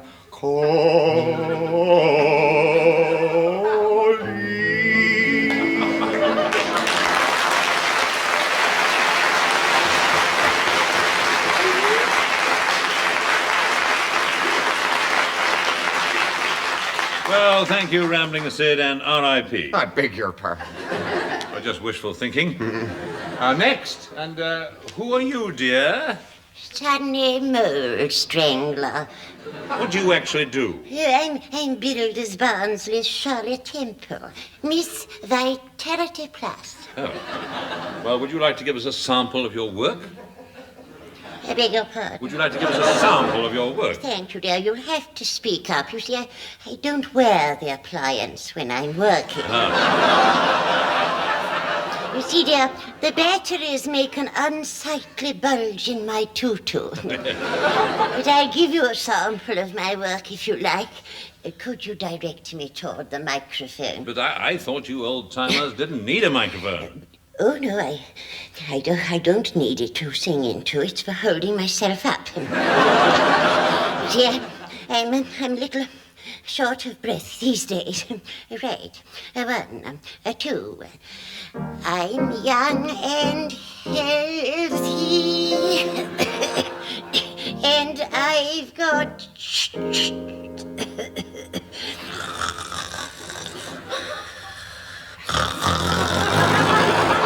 Good heavens, she's fallen asleep. Next, please, next. Oh, hello. Haven't we met before? Yes, I'm Julian. This is my friend Sandy.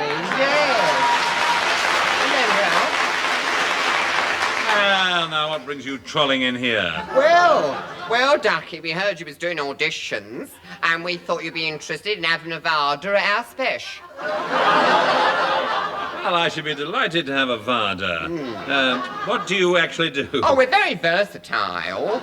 We are, aren't we, though? Oh, quite, yes. We do a bit of everything, don't we, Jules? Oh, yeah. Everything. Yes. Oh, yes. Yes, we have our many facets. Many facets? You have your Sandy and Jewel, the Boner Brothers. 20 tiny toes tapping their way to the top.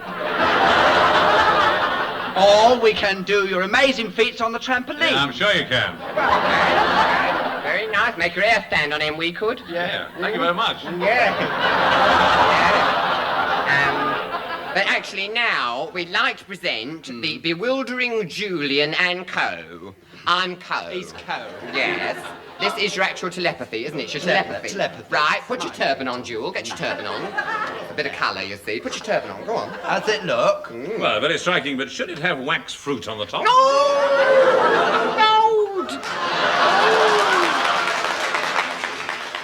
Right, Sand. All right, pass among Mr. Horne and borrow from him any ordinary object, such as a bus ticket. Such as a what? Bus ticket, something like that. And I will bewilder him by telling him what it is. Right. Have you such an object as a bus ticket about your person, Mr. Horne? Well, wait a minute.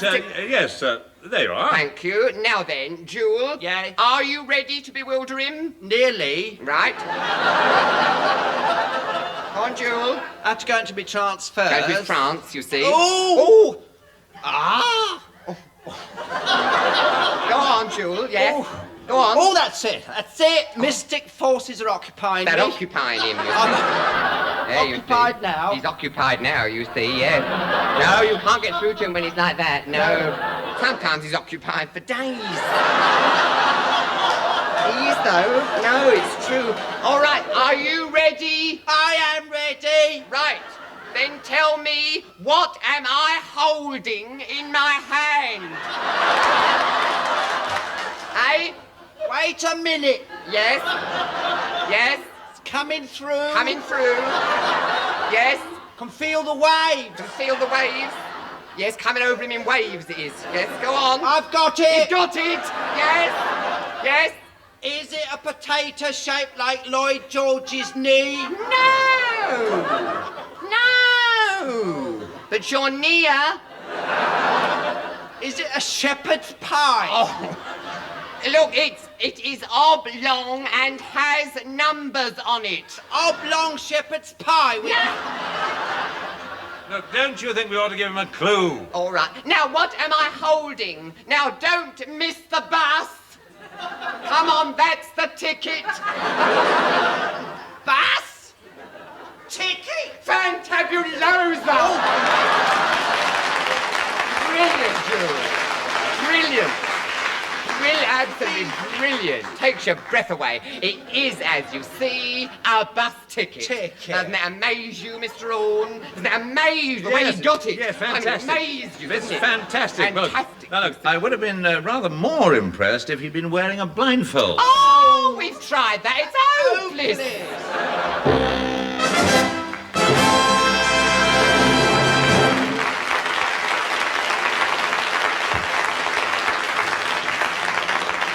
And they say that variety is coming back. Well, if it's anything like that, I shall lock myself in the bathroom until it goes away again. Well, that's it for this week, except to say that if you have any complaints or suggestions, why don't you put on a postcard and address them to Mr. Justin Tramwicket, The Lighthouse, Nuneaton. He won't be able to help you, but he'd appreciate a postcard because nobody ever writes to him. Cheerio, see you next week.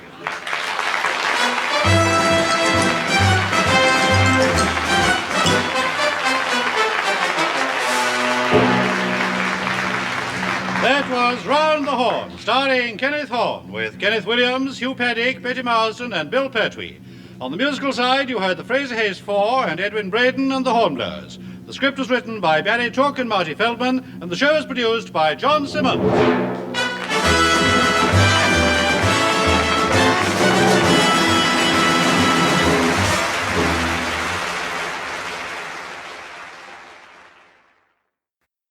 And now the show that 9 out of 10 people prefer to... Speak for yourself, Ducky. I'll take any time. Yes, it's Round the Horne.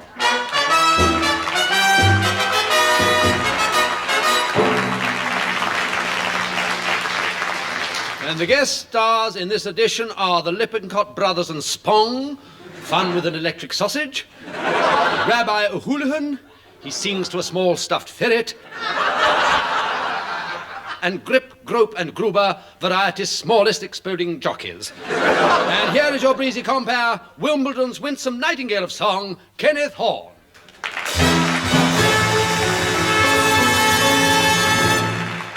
Hello again, here are the answers to last week's questions. First, the etiquette question. Well, the answer came in several parts as follows. On your lap, under the table, not with your fingers. Dip it in the melted butter. Never wave it at the butler. Not with your mouth full. And yes, but never before the loyal toast, unless you absolutely have to, and then only with a warm spoon. Finally, complete the following phrases. Hobson's is, of course, choice, Fiddler's is elbow, and Cobbler's is, of course, last.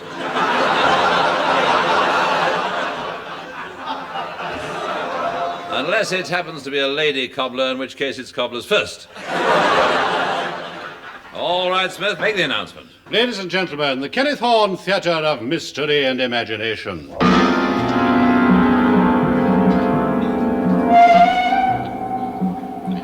Come exploring with us into the hinterland of the imagination, across the wasteland of superstition, through the bog of taboo,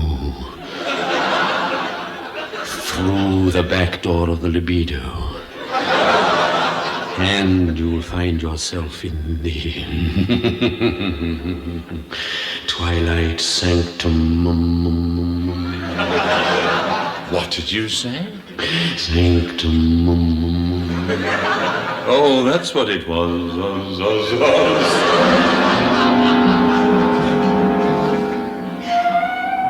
My name is Trelawney Blackstump. When I think of what befell me that fateful night in September and of the horror of what I saw and heard, I can scarce repress a shudder. However, I shan't dwell on the Eurovision Song Contest.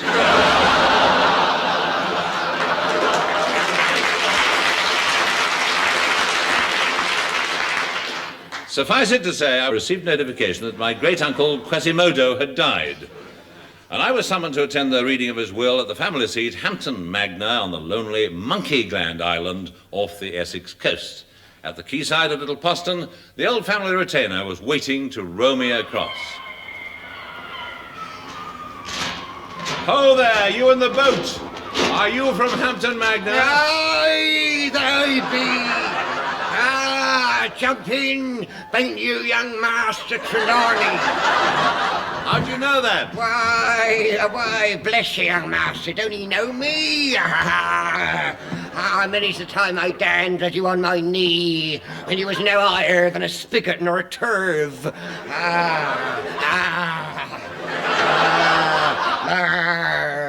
And he told he tales of smugglers, and showed he my tattoos, and let he pull me beard.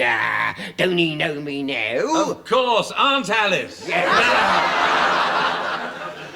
Now I be old Pegleg, the family retainer. Heed my advice, young master, turn ye back while there be still time. Hampton Magna be accursed. There be ghastly apparitions here that flaps and squeaks and hums.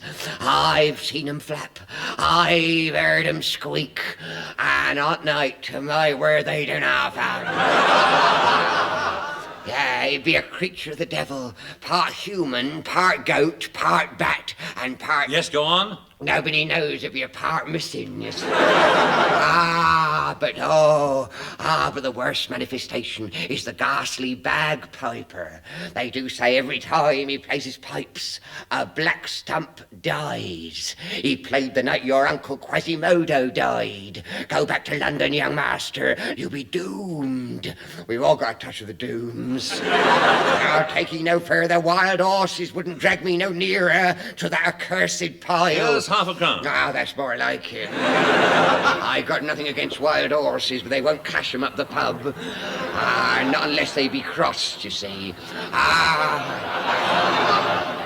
Right, young master, there she be, Monkey Gland Island.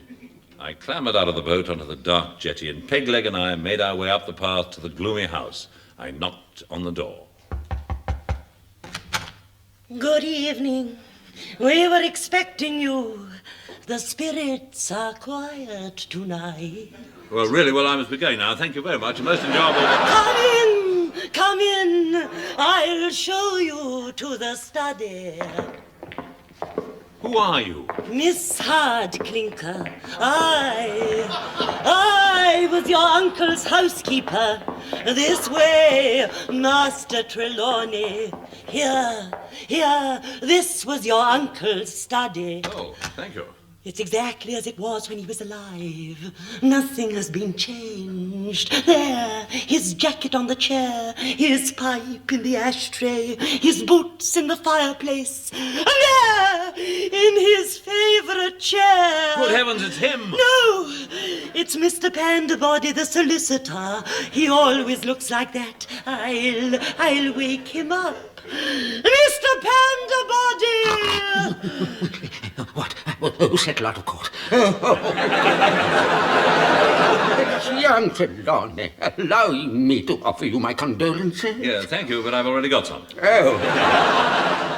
But mine are cheese and tomato. Shall I summon the rest of the family? Yes, I'm ready to read the will. Here are the members of the family. I surveyed them as they assembled in the study, a motley crew. There was Captain Peregrine Blackstump, rangy and loose-limbed. So loose-limbed, in fact, that as he walked in, his leg dropped off and rolled onto the sofa. Then there was Cousin Arthur from Australia. He sat there toying with a jumbuck which protruded from his tucker bag. Miss Hardclinker and old Pegleg Spasm made up the number. The solicitor cleared his throat and addressed the company. Quasimodo Blackstump was an eccentric man. He left rather a strange will in the form of this gramophone record, which he made just before he died. I'll put it on.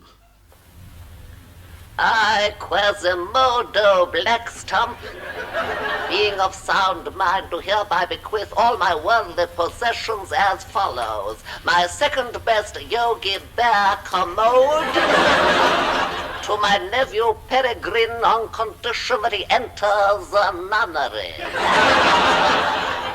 And to my nephew Trelawney, knowing how he's always felt about me, I leave the contents of my stables. Unfortunately, I had to sell the horses. I leave my chest expanders to Dreen Shrimpton. I leave the key under the mat, supper in the oven, and the bathroom as I would wish to find it. I leave the stars above to those in love when I leave the world behind. All together now, when I leave the world behind.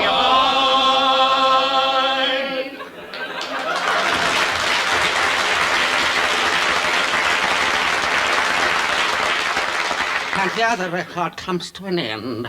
Well? I voted a... There is a codicil to the will which says that in the event of one of us dying before tomorrow morning, his property will be shared among his survivors. Strange, you know, but it's almost as if he expects one of us to die. Cousin Arthur from Australia alone took the news calmly. He straddled the fireplace with his pipe clenched between his teeth and his teeth clenched in his hand. And then, producing a wallaby from his waistcoat pocket, he took some tobacco from its pouch and scoffed at our fears. You pommies behaving like a bunch of Sheilas.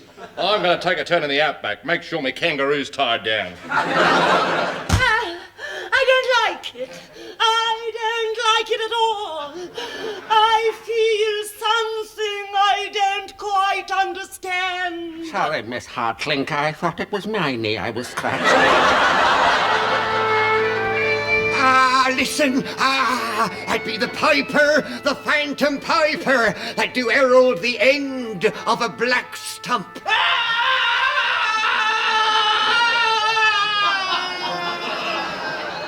Is that Cousin Arthur? Aye, either that or the piper's caught his chanter in the door.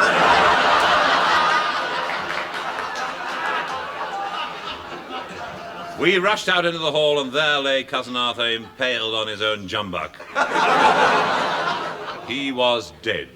It's the last time he'll come by, Billabong. I warn ye, get ye gone before 'tis too late. Get thee hence, Captain Peregrine. Flee this doom-made pile. No, I'm going to stick it out. Now, please yourself, but do it after you're gone.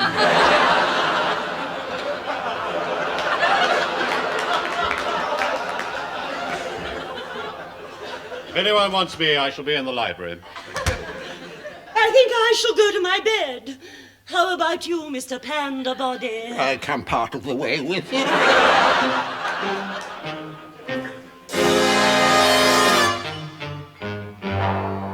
2 hours later, I was in the arms of Morpheus when I was awoken by the sound of the phantom pipes. I leapt out of bed. Excuse me, Morpheus. Yes, any time, Gov.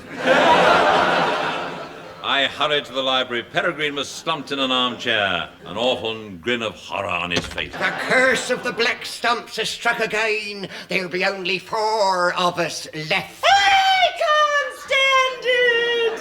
I can't stand it! Oh, calm yourself, Miss Hardclinker. Sit down in this chair.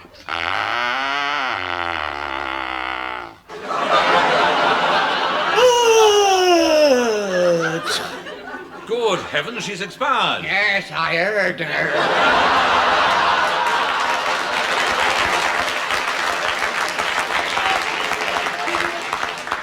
Yes, unfortunately, she sat on a poisoned whoopee cushion. What a way to go. Do you realize there are only 3 of us left? That means the murderer must be one of us. You, Mr. Pandabody? No, I'm not Pandabody, but Inspector Jim Beast of the Royal Canadian Mounted Parking Meter Attendants. That's a man. Old Pegleg?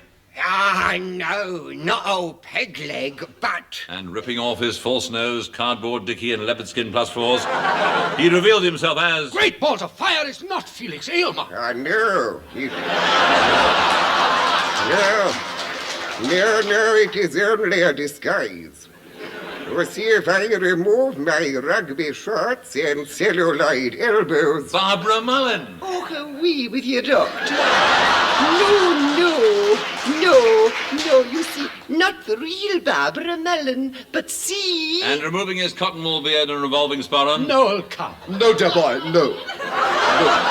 Just a terribly witty and decadent disguise. But you see, if I take off my signet ring and patent leather jockey shorts... I am, in fact, your great-uncle Quasimodo. And you're not dead, but why? You're mad. Don't call me mad. Don't ever call me mad. Don't use that word. Not mad. Don't call me mad. No, not that. Not mad. Don't ever call me mad. Why not? I'm sensitive.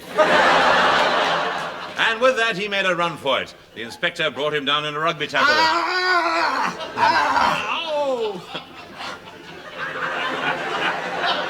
I touched him down and converted him.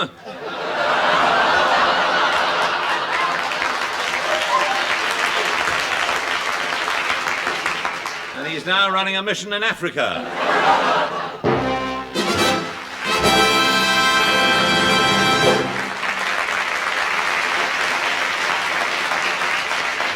And now here are the Fraser Hayes Four to sing a track from their new LP, Songs for Swinging Chinese Lovers, entitled You Make Me Egg Foo Young.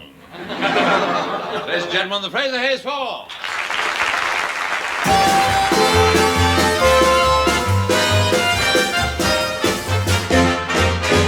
On a wonderful day like today, I defy any cloud to appear in the sky.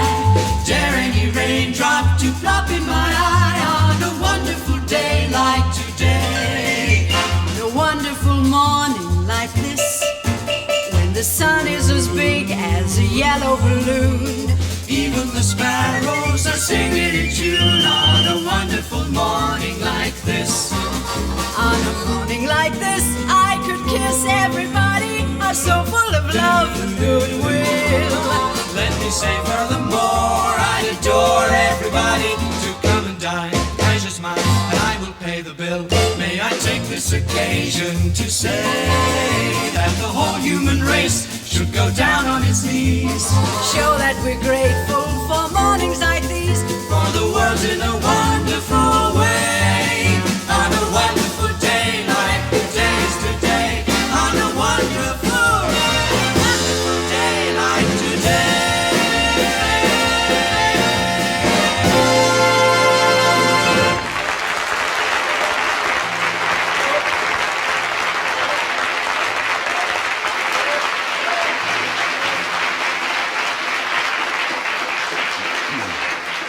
Well, as everybody no doubt knows, today sees the beginning of the Throw a Pie at a Pig Week, sponsored by the Royal Society for the Prevention of Pigs Getting Above Themselves. And to celebrate this fact of staggering unimportance, East London is presenting what will be known as the Bulls Pond Road Festival of the Arts. And here in the studio is the organiser of the festival, Mr. Grant Paddock. Oh, yeah. Yes, Grant Paddock. J.P.'s mould Grant Paddock. Queen Grant Paddock the Terrible. Yes, The terrible, I can understand, but Queen. I'm not actually a queen. No. Not in my own right. Now, it's merely a device for getting into the Turkish baths on Ladies' Night. And you are the man behind the festival. I am the man behind many things in the Bulls Pond Road area. Now, the festivities open with a vast and historic ceremony of the counting of the Scrodes. Yes, this will take place at 14 Sheep Dippers Alley, a grace and favour house. So called because it was presented by King Charles II to a lady called Grace, who done him a favour. And I believe you're actually going to enact this time-honoured ceremony of the counting of the Scrodes for us now. I am, yes. I have, come on you lot, I have with me here my band of mummers. Well, you go ahead and mum, Yes. and I will describe the action. Right.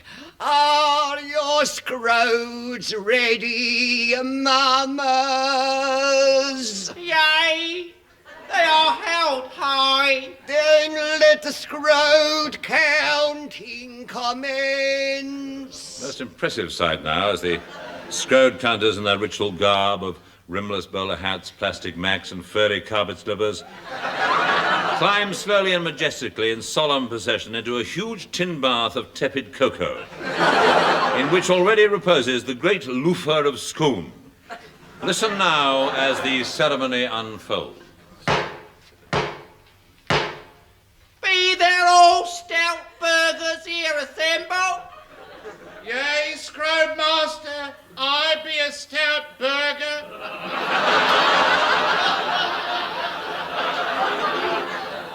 And be your appurtenances shrivelled? I'm shrivelled and bound. Then let forth the mighty Scrode blast. Let forth the Scrode blast. Let forth the Scrode blast.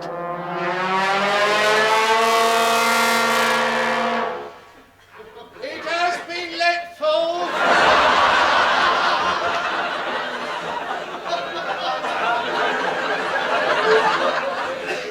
Are there those with artifacts present? I all have artifacts here.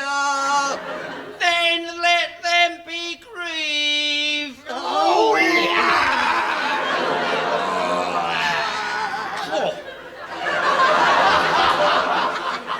Be all artifacts now grieved? Yea, they be grieved. I think I've ricked mine. Then let the grammit maiden come forth. Wordling her grammit. Here is my grammit. Will you be pleased to accept it as an earnest of goodwill and shake it for all to see? I will shake it gladly. Thus are the traditions of England upheld. An important aspect of any festival of arts is its beauty queen, and here now in the studio is Miss Balls Pond Road, 1966. Good evening. Evening. Surely you're not Miss Balls Pond Road? No, I'm a manager. This is Miss Balls Pond Road here. Hello, dearie. Looking for a bit of fun? Well, no thanks, I've just eaten. Now, have you won any other beauty competitions? No, not actually won. I have been placed. I was third in the Miss Go to Work on an Egg contest. Oh, yes, who won it? A Buff Orpington.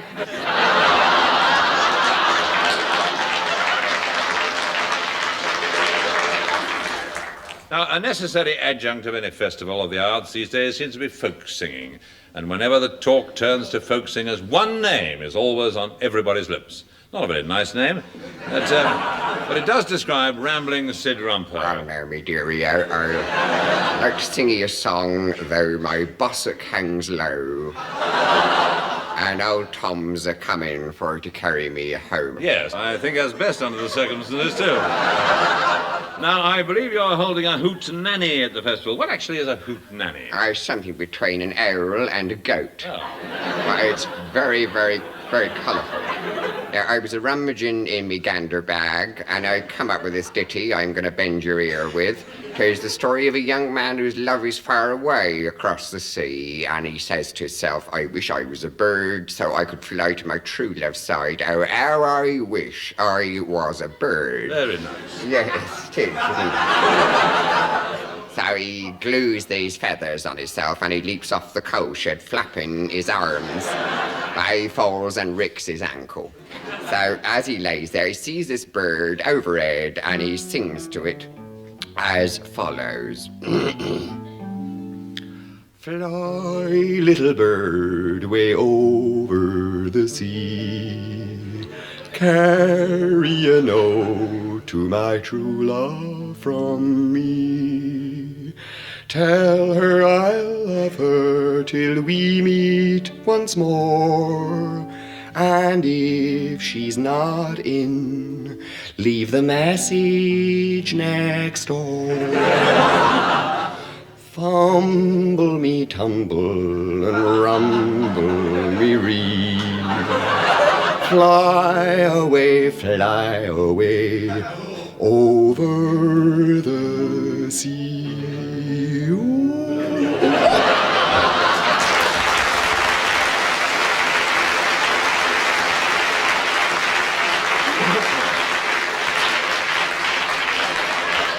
Oh, thank you, Rambling Sid, and may you never look back. Why not? Because I'm making rather a rude gesture. And now, ballet. Now, what pictures does that not conjure up? Splendid, sturdy chaps in the full flower of their manhood. That's one of the pictures it doesn't conjure up. Still, no festival would be complete without a ballet, and so when I saw a poster advertising the ballet Boner, I thought I'd pop along to their rehearsals and see how they were getting on. Hello, are you the ballet Boner? Yes, I'm Julian. This is my friend Sandy.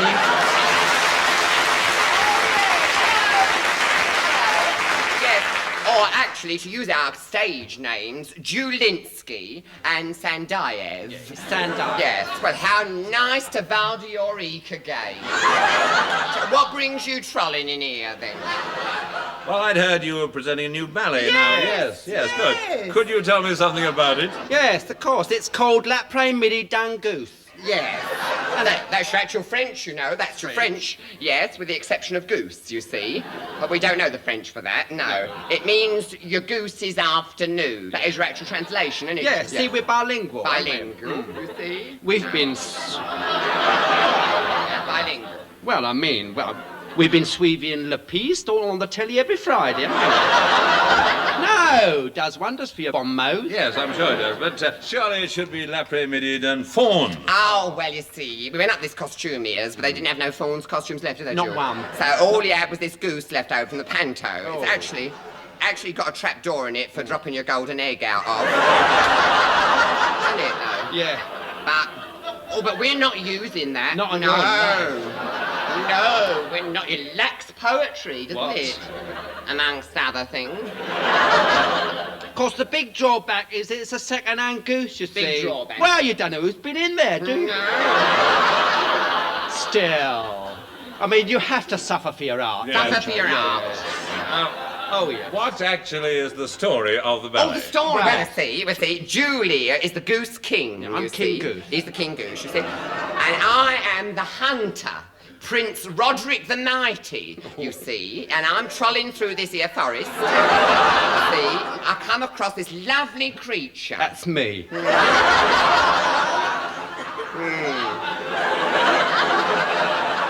he looks better in the skin, actually.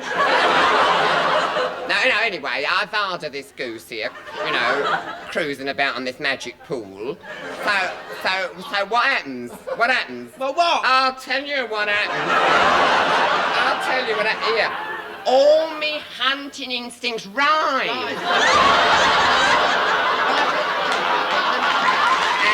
And so as they rise up, you see, I whip out me crossbow. And I do a powder shot all round the stage. Don't know, powder shot all round the stage. Very butch. Very good, you see. Then I take aim and fire and transfix him with me magic barb. Oh, it's lovely. Then he does the dance of the dying goose. Well, I'd like to see him. Yes. Do you think he'd do it for me now? Ask him, Ducky, ask him. All right. Would you die for me? Oh, gladly. There he goes, you see, there he goes. You see, there he goes, he's dying. He's dying now. Look at him flapping away there. Oh, flap. Go on, girl. Go on, flap. Oh, no, it's very pathetic, though, isn't it? Yeah, you took the word right out of my mouth. There he goes, he's going. No. He's going, yes, he's going. He's ebbing away. Now, wait a minute, he's coming back. Oh, yeah. Oh, no, he's going again. He's going. Look the way he's all curled up there. Curled up like a little ball. Ah, bless him. Yeah, what's that? What's that? Got me beak caught at me trapdoor. Oh, hold on. Hang on a minute. All right. Oh, that's better. Oh, good. Right.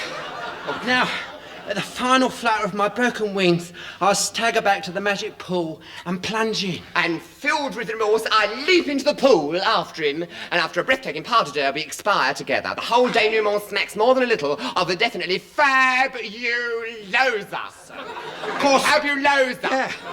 Of course, we know we're a little far out. I mean, we're only on the fringe, as it were. Of the festival? Oh, yes, and of the festival.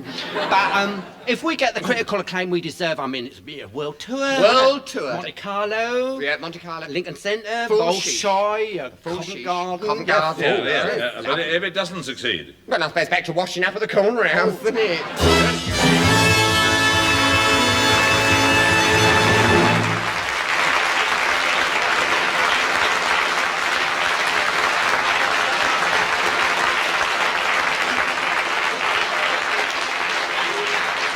Well, that was just a glimpse of some of the many attractions that the Balls Pond Road Festival of Arts is offering. And I hope it gives visitors to London this year a good idea of what they can avoid.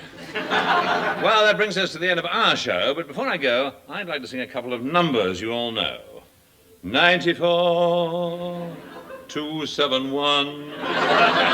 Cheerio, I'll see you next week.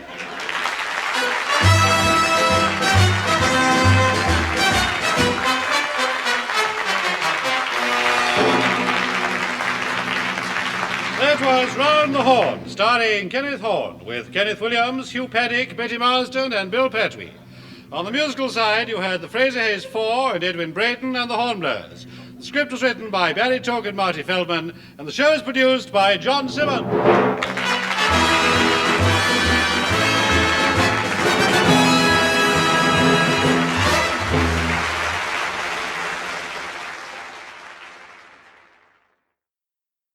My lords, ladies, gentlemen, bride and groom, the mitzvah boy, your graces, your highness, worshipful old fellows, privy councillors, honoured guests.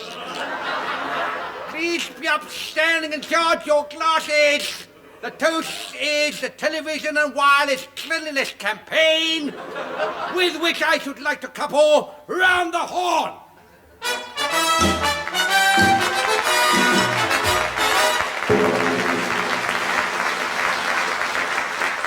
The story so far. Talbot Spong wants to marry lovely Yeti Rosencrantz, but sweet, fun-loving Yeti, still afraid of the mysterious Dr. Sweeney Puke, tells him that Prinny Catamole, posing as an exploding cummerbund salesman, has kidnapped winsome belly dancer Archbishop Levy, and that Lord Obadiah Thin and Mvanwe Tulu's Lippincott are not his real father. Will Spong get his true love in the end? What is Puke's grisly secret? Whatever became of Baby Jane? What kind of fool am I? Why am I always the bridesmaid, never the blushing bride? What is this thing called love? And here is the man who will answer none of these questions in 30 minutes, starting from now. Kenneth Horne!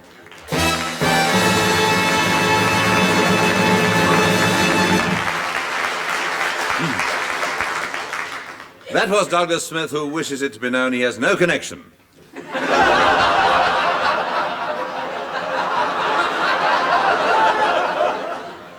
I think there's a line missing there. Oh, no, perhaps it's all right as it stands. Well, now for the answers to last week's questions. First, the what do the following initials stand for question. RSVP.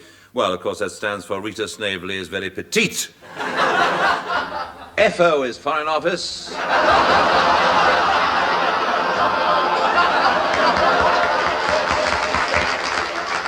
BO is Box Office. Needless to say, I received a letter from Mr. Gruntfuttock of Hoxton. I refused to open it. I know, of course, it is from the ubiquitous Gruntfuttock, as the envelope is rather bulky and something squashy inside that ticks, and the whole affair smells rather strongly of camphor and cheese spread. Anyhow, finally, the odd man out question. That was, of course, Danny LaRue. All the others are obtainable on doctor's prescription, except for the surgical goat cozy. And I just threw that in to fool you, you see. Right, Smith. Hello, fans. Oh. Here's Douglas Dolly Smith. Younger than springtime, cool as a mountain stream, and fresh now as the moment when my pod went... Well, Smith, keep taking the tablets and announce the next item. Ladies and gentlemen, the Kenneth Horne Theatre of Suspense.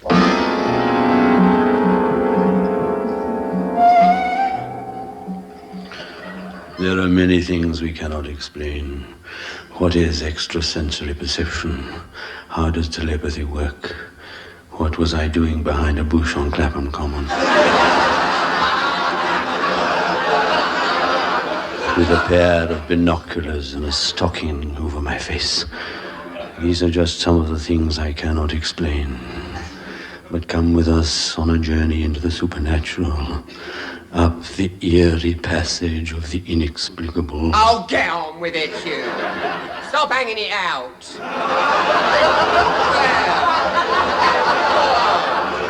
It's me they want to hear.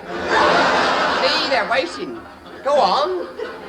That was Kenneth Williams, something else we cannot explain. But he's definitely one step beyond.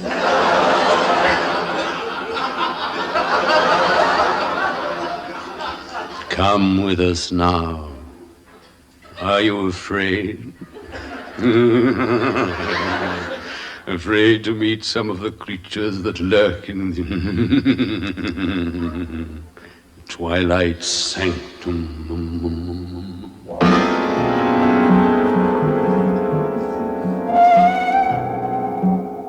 name is Sir Aubrey Main Wilson. The scene of my story is London in the last years of the reign of Her Majesty Queen Victoria, better known as Anna Neagle. But that's another story. The narrative I'm about to relate I've called The Portrait of Florian Thrust.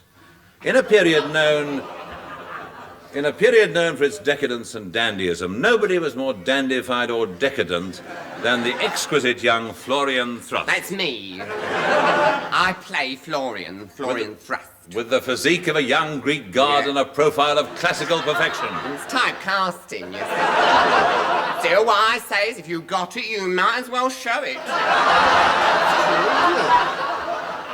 It's true, isn't it, though? May I continue? Well, go ahead, I'm enjoying it. Florian was the most sought-after man in London society. Yeah. It all started at... Yeah, isn't there any more there about what I look like? No. Well, couldn't you make something up? What? Go on, you can make a great play of my gilded youth and of my wasp waist, you see. My fine silky hair and me coral pink lobes. I'm noted for me lobes. Oh. I am. I've got medals for tap dancing. I have. You could tell them about that. And I've got certificate for junior life-saving and framed testimonials. They're framed. Yeah, and I'm a Cocoa Cub. Cocoa Cub. Yeah, I'm sure you are. Yeah. But we ought to get on with the plot. They don't want to hear about the plot. They want to hear about me. For the first time in this series, the writers have serviced me. I've been serviced properly at last.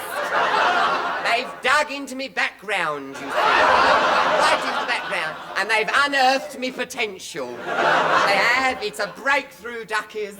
I've broken through. A star is born. People who need... Oh, shut up!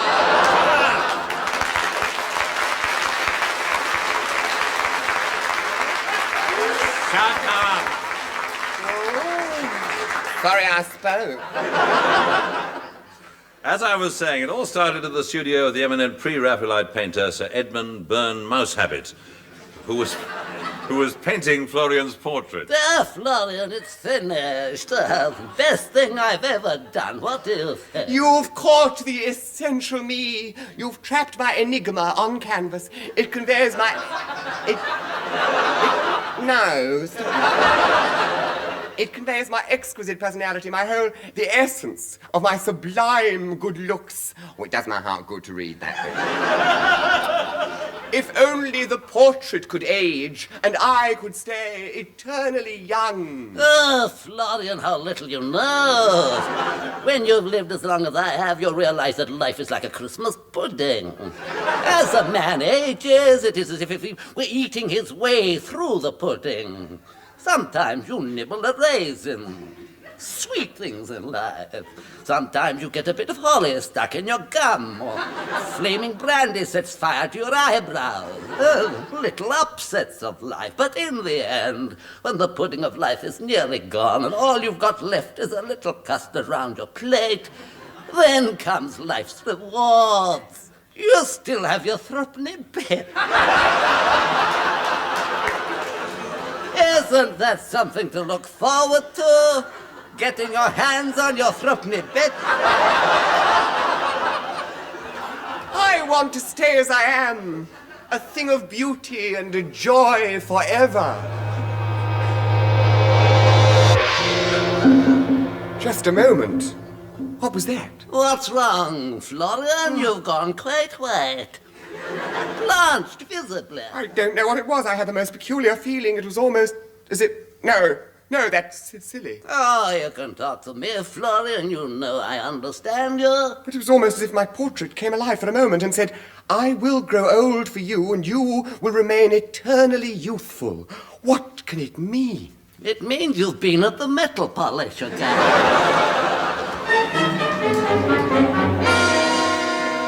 In the following years, I saw Florian but rarely, and yet every salon in London was agog with gossip of his debaucheries. 3 plates of cockles, a gamekeeper's daughter, and a bunch of bananas. And in full view of the Prince Consort. Incredible. In the royal enclosure at Ascot, with a feather on a stick and a mirror, and unseated the Queen's jockey. Fantastic. Down Piccadilly in broad daylight and knocked a policeman's hat off with it. The goat survived, but the bishop will never be the same again. Unbelievable. Yes, incredible, fantastic, and unbelievable though it seemed, it was all true, except that bit about the goat. But Florian was going downhill fast. As an old friend of the family, I decided to pay a call on his wife. The butler, old Bollweevil, opened the door to me. Oh, good evening, Sir Aubrey. May I take your coat? Yes, there you are. May I have your hat? Yes, there. Thank you, sir. If you don't want them boots, they'll do me a treat and all. I entered the drawing room where a distraught Esmeralda Thrust was waiting for me. Thank heavens you've come. I'm beside myself with worry. It's Florian. He's gone to pot. Well, I'll wait till he comes back, shall I?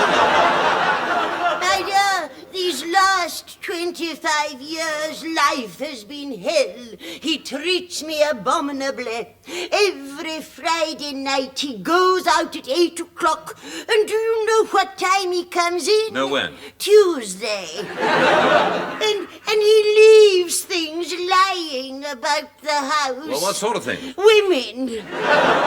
There's one in the bathroom, 2 in the study, and 1 in the spare bedroom. Do you think there's someone else?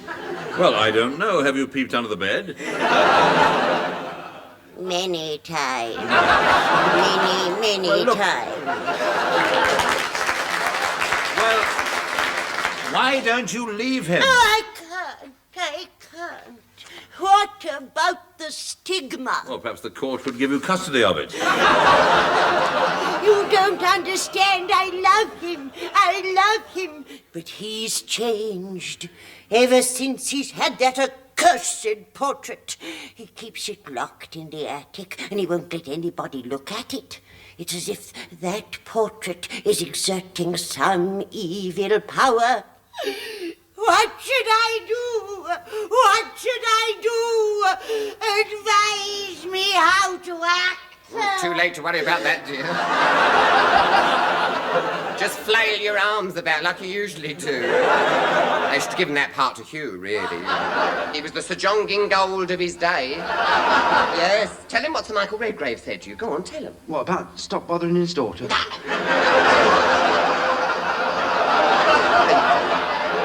Have you quite finished? Yes, don't mind us, Ducky. You carry on. All right. Now, where were we? Oh, yes. Yes, Esmeralda, I think the answer to your husband's strange behavior lies in the attic. That portrait, I think we should see it.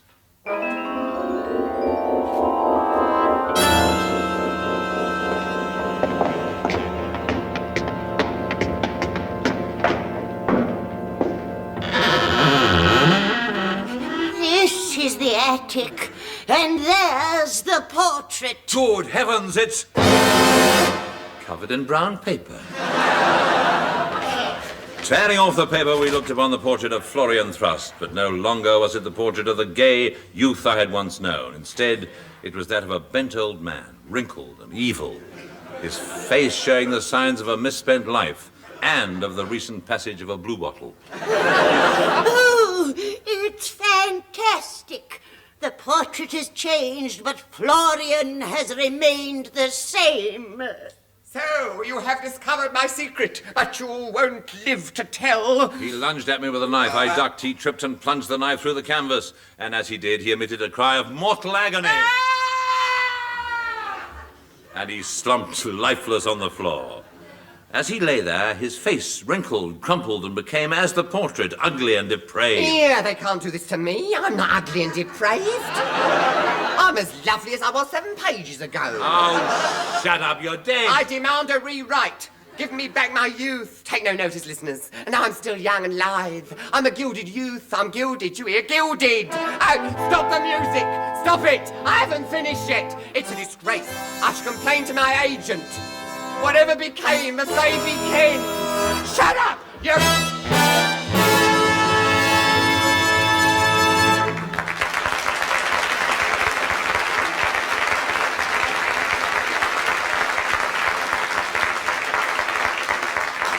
And there the pathetic story ends, not perhaps in the way Oscar Wilde would have written it. And so, if there are any Wilde lovers listening, I hope we haven't disturbed your concentration.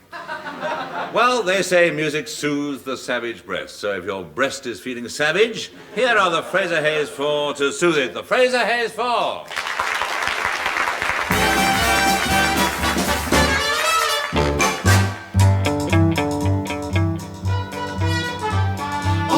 It's me, what goes with me? I hate this living I chose for me. Tired of eating misery. Should have never roamed and left that home cooking.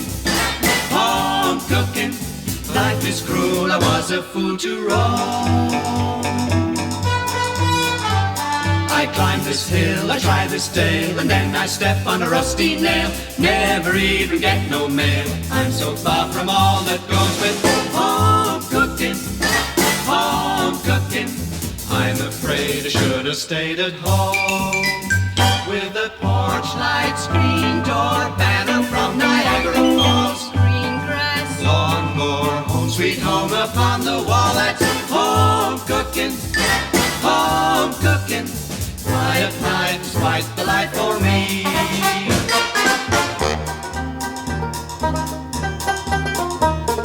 A rolling stone don't get no moss. It don't get nothing but double cross. See the world, that's applesauce. Nothing anywhere as fine as home cooking. Home cooking. Life is cruel, I should have stayed at home. When I go out, the sun goes in, the rain comes down and it soaks my skin. Jonah is my next of kin. Darn the luck, I should have stayed with home cooking. Home cooking. I'm afraid I should have stayed at home. With the crickets chatting, summer nights you sit on the lawn. Dog wants patting. 9 o'clock you start to yawn. That's home cooking. Home cooking. Quiet life's quite the life for me. Yes, that's home cooking. Home cooking. Life is quite the life for me.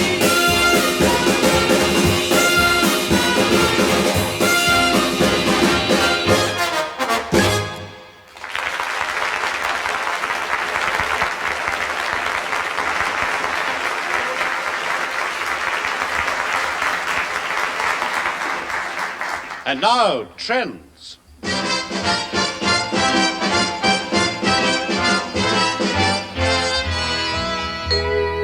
First, the world of fashion. With me in the studio are the trendy, pace-setting fashion designers Mary Quince and her husband, Alexander Strumpet Grebe. Anchor. Good evening. Be quiet, Alex. Yes, sir. Now, you have a great reputation for your great zest for new things. Yes, we are fun people, Alex and I. You see, we're both young, and it's fun to be young and invent fab-with-it gear for fun, fab-with-it people like us. Yes, we do believe... Shut up, Alex. Yes, dear. You do everything as a partnership, I believe. Oh, yes. I wouldn't do anything without Alex, and he wouldn't dare. He wouldn't want to do anything without me. Oh, it's such fun doing things together. We just simply share everything, don't we, Alex? Well, yes. Alex, sit. Yes. Now behave yourself, you'll sleep in the wardrobe again tonight. Oh, yes, indeed, everything's a partnership with us. Alex brings up the tea in the morning. I drink it. He washes the car. I drive it. I also do things for him. I design the dresses. He wears them.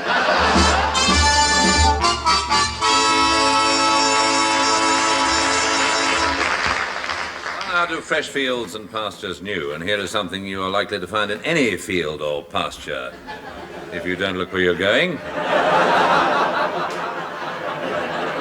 Rambling Sid Rumpo. Hello, me dearie-o, sing lackaday and rue me down, daffy, for green grows my corbangle.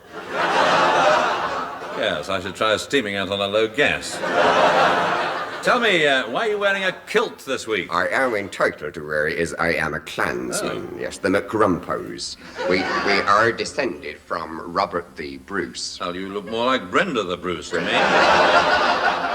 But the reason I'm wearing it is because this week I'm going to sing ye some traditional Hebridean mouth music, which goes as follows. There's a scruple down me trussock, under 100 I must go, singing roodle-um-a-doodle-um-a-dee. Oh, I'll nadger in me scrummit for me sporran swinging free, with me lummocks all a-jangling as I go, with a scoodle-um-a-doodle-um-a-doodle-um-a-dee. I'll step I with me crummock in me boils. Oh, a rumple and a crumple and a scorpit in me splee. You've never smelled the tangle o' the Isles. Pooh!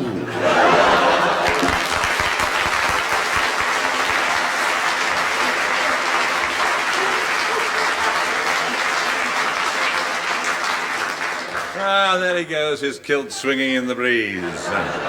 All mouth music and no trousers. Lang may his lumreek. That's one of the penalties of sleeping outdoors, I suppose. Now, the trend in the theatre is back to the 40s, what is getting to be known as the wasn't it fun when they were dropping bombs on us and we were all half starving school of drama. Here's an excerpt from one of those war epics, The Hasty Nose, starring Dame Celia Molestrangler and aging juvenile Binky Huckaback.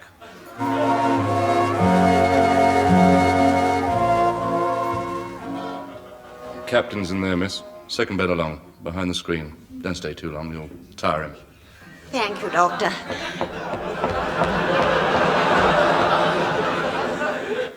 Charles, You come, Fiona. I had to come. I knew you would. I knew you knew I would. Yes, I know. I always knew.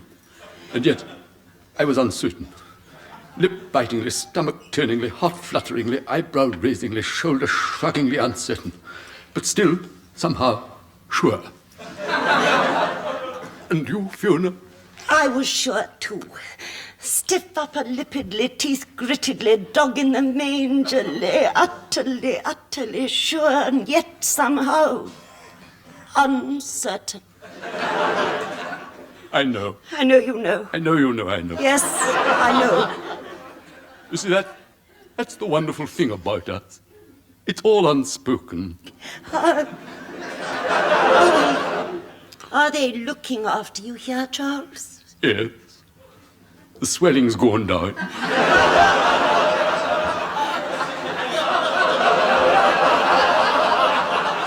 My dear, does it still hurt? Only when you poke it with your umbrella like that.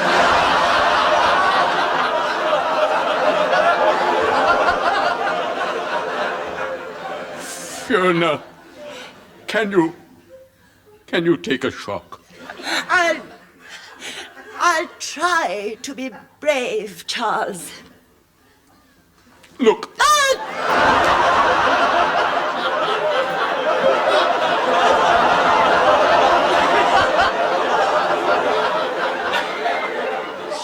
Charles.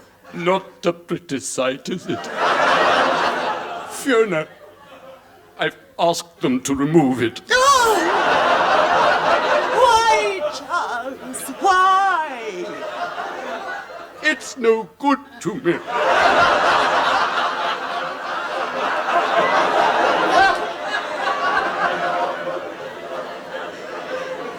I want them to take it away.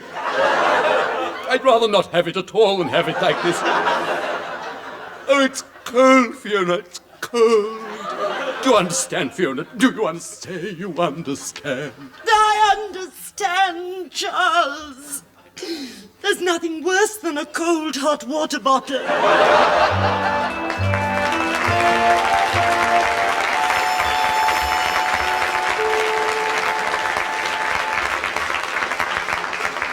Nothing I enjoy on a Saturday afternoon when the wife's out shopping more than a spot of wrestling on the television.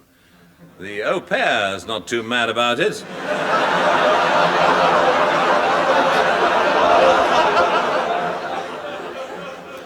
Says it gives her backache. Oh, in order to find out a little more about the wrestling game, I paid a visit last week to a gym in the West End, where the top grapplers train. The sign on the door said, Boner Promotion. Hello, anyone there? Oh, hello, I'm Julian. This is my friend Sandy. Yes.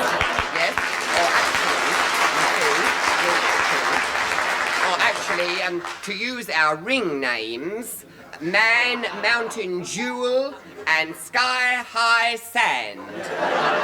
But tell me, Mr. Horne, what brings you trolling in here? Well, I believe you're experts on wrestling, and I wondered if you could fill me in. Oh, yeah. Yes, of course. Well, apart from wrestling ourselves, we are your entrepreneurs. That's actual French. Entrepreneurs, yes. Yes, Jewel and me, we've handled all the top grapplers at one time or other. Yes, have we? Oh, I mean, you take the Hooded Terror, he's one of ours, and the Iron Man, he's one too. Yes, and then there's... There he is, yes. He's on the books, you see. Then there's the Borneo Maniac. Comes on as a gorilla. Oh, she's too much. Her? Yes, did you know? I thought everyone knew. Alice Makepeace, her name is. She used to wrestle in mud, and we made the mistake of signing her out before we scraped her off. Yeah. Oh, was our eeks red when it turned out to be a Palone? Oh, it's awful. Felt awful. Yeah, sure you did. That accounts for her wearing a gorilla skin. Well, that's not a skin, it's natural, that is. But you do actually wrestle yourselves? Well, no, not actually ourselves, each other. Yeah. You might have seen us last Saturday on the telly. Yes, I did. Did you? What do you think of our performance on the telly? I mean, you can be frank. Go on, be as brutal as you like. Go on, we can don't take mind. it. You think it lacked, don't you? You wasn't besotted, was you? Well... We didn't come across, did we? No. You see, Jewel, what I tell you? It's that television director. Well... He's got no idea. He couldn't shoot a cross-buttock to save his life. It's his camera angles. They're all to pot. Kept dollying in on me bad side. Bad side? See, from the wrong angle, I look almost plain. No, you don't. You don't. No, you've got to You admit. stop running yourself down. No, he's a fool. He's a fool to himself. No, I'm not. No, I've learned to face it. You've got to sell yourself. No. Go on. I mean, in a close-up, my knees is dead naff. I mean, they're all wrinkled. You've got to admit it. I mean, I've tried everything. I've tried the creams, your astringent lotions. I've even had them lifted twice. He's had them lifted? There's no doing nothing with these knees of mine. I think wrinkled knees are so unbecoming in a wrestler, don't you? But surely appearances aren't all that important. You must be joking, Ducky. Not important. That's what the women come to see, don't they? They come to have a Varda at 2. They come to Varda 2 huge, great, brawny men battling it out. That's why I cover myself all over in oil. It enhances my physique. Yeah, I wish you wouldn't do it, though. Why? Well, you keep slipping out of me hammerlock. Oh, Yeah. well, you never say. Yeah, well, they say that a lot of wrestling is phony. Now, is that true? No. Last week, for instance, me and Jewel, and it's true, we had a real grudge fight. We did, didn't we? yes. Both got our wilds up in the third. Yeah. Well, I mean, he started it, hogging the close-ups like that. Maybe, Ducky, it's no excuse for what you did. That was What? really hard. It was bestial what he did, Mr. Horne. It was bestial what he did. He grabbed me. Yeah? He grabbed me by the wrist, he pinned me down, and then he broke it. Your wrist? No, Ducky, me fingernail.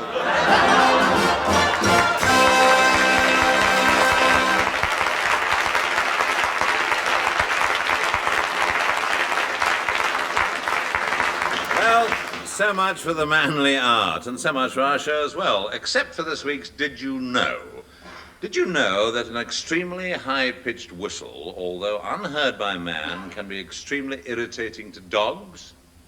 Well, another good way to irritate them is to whack them with a carpet slipper. Dwell on that, will you? Cheerio. See you next week.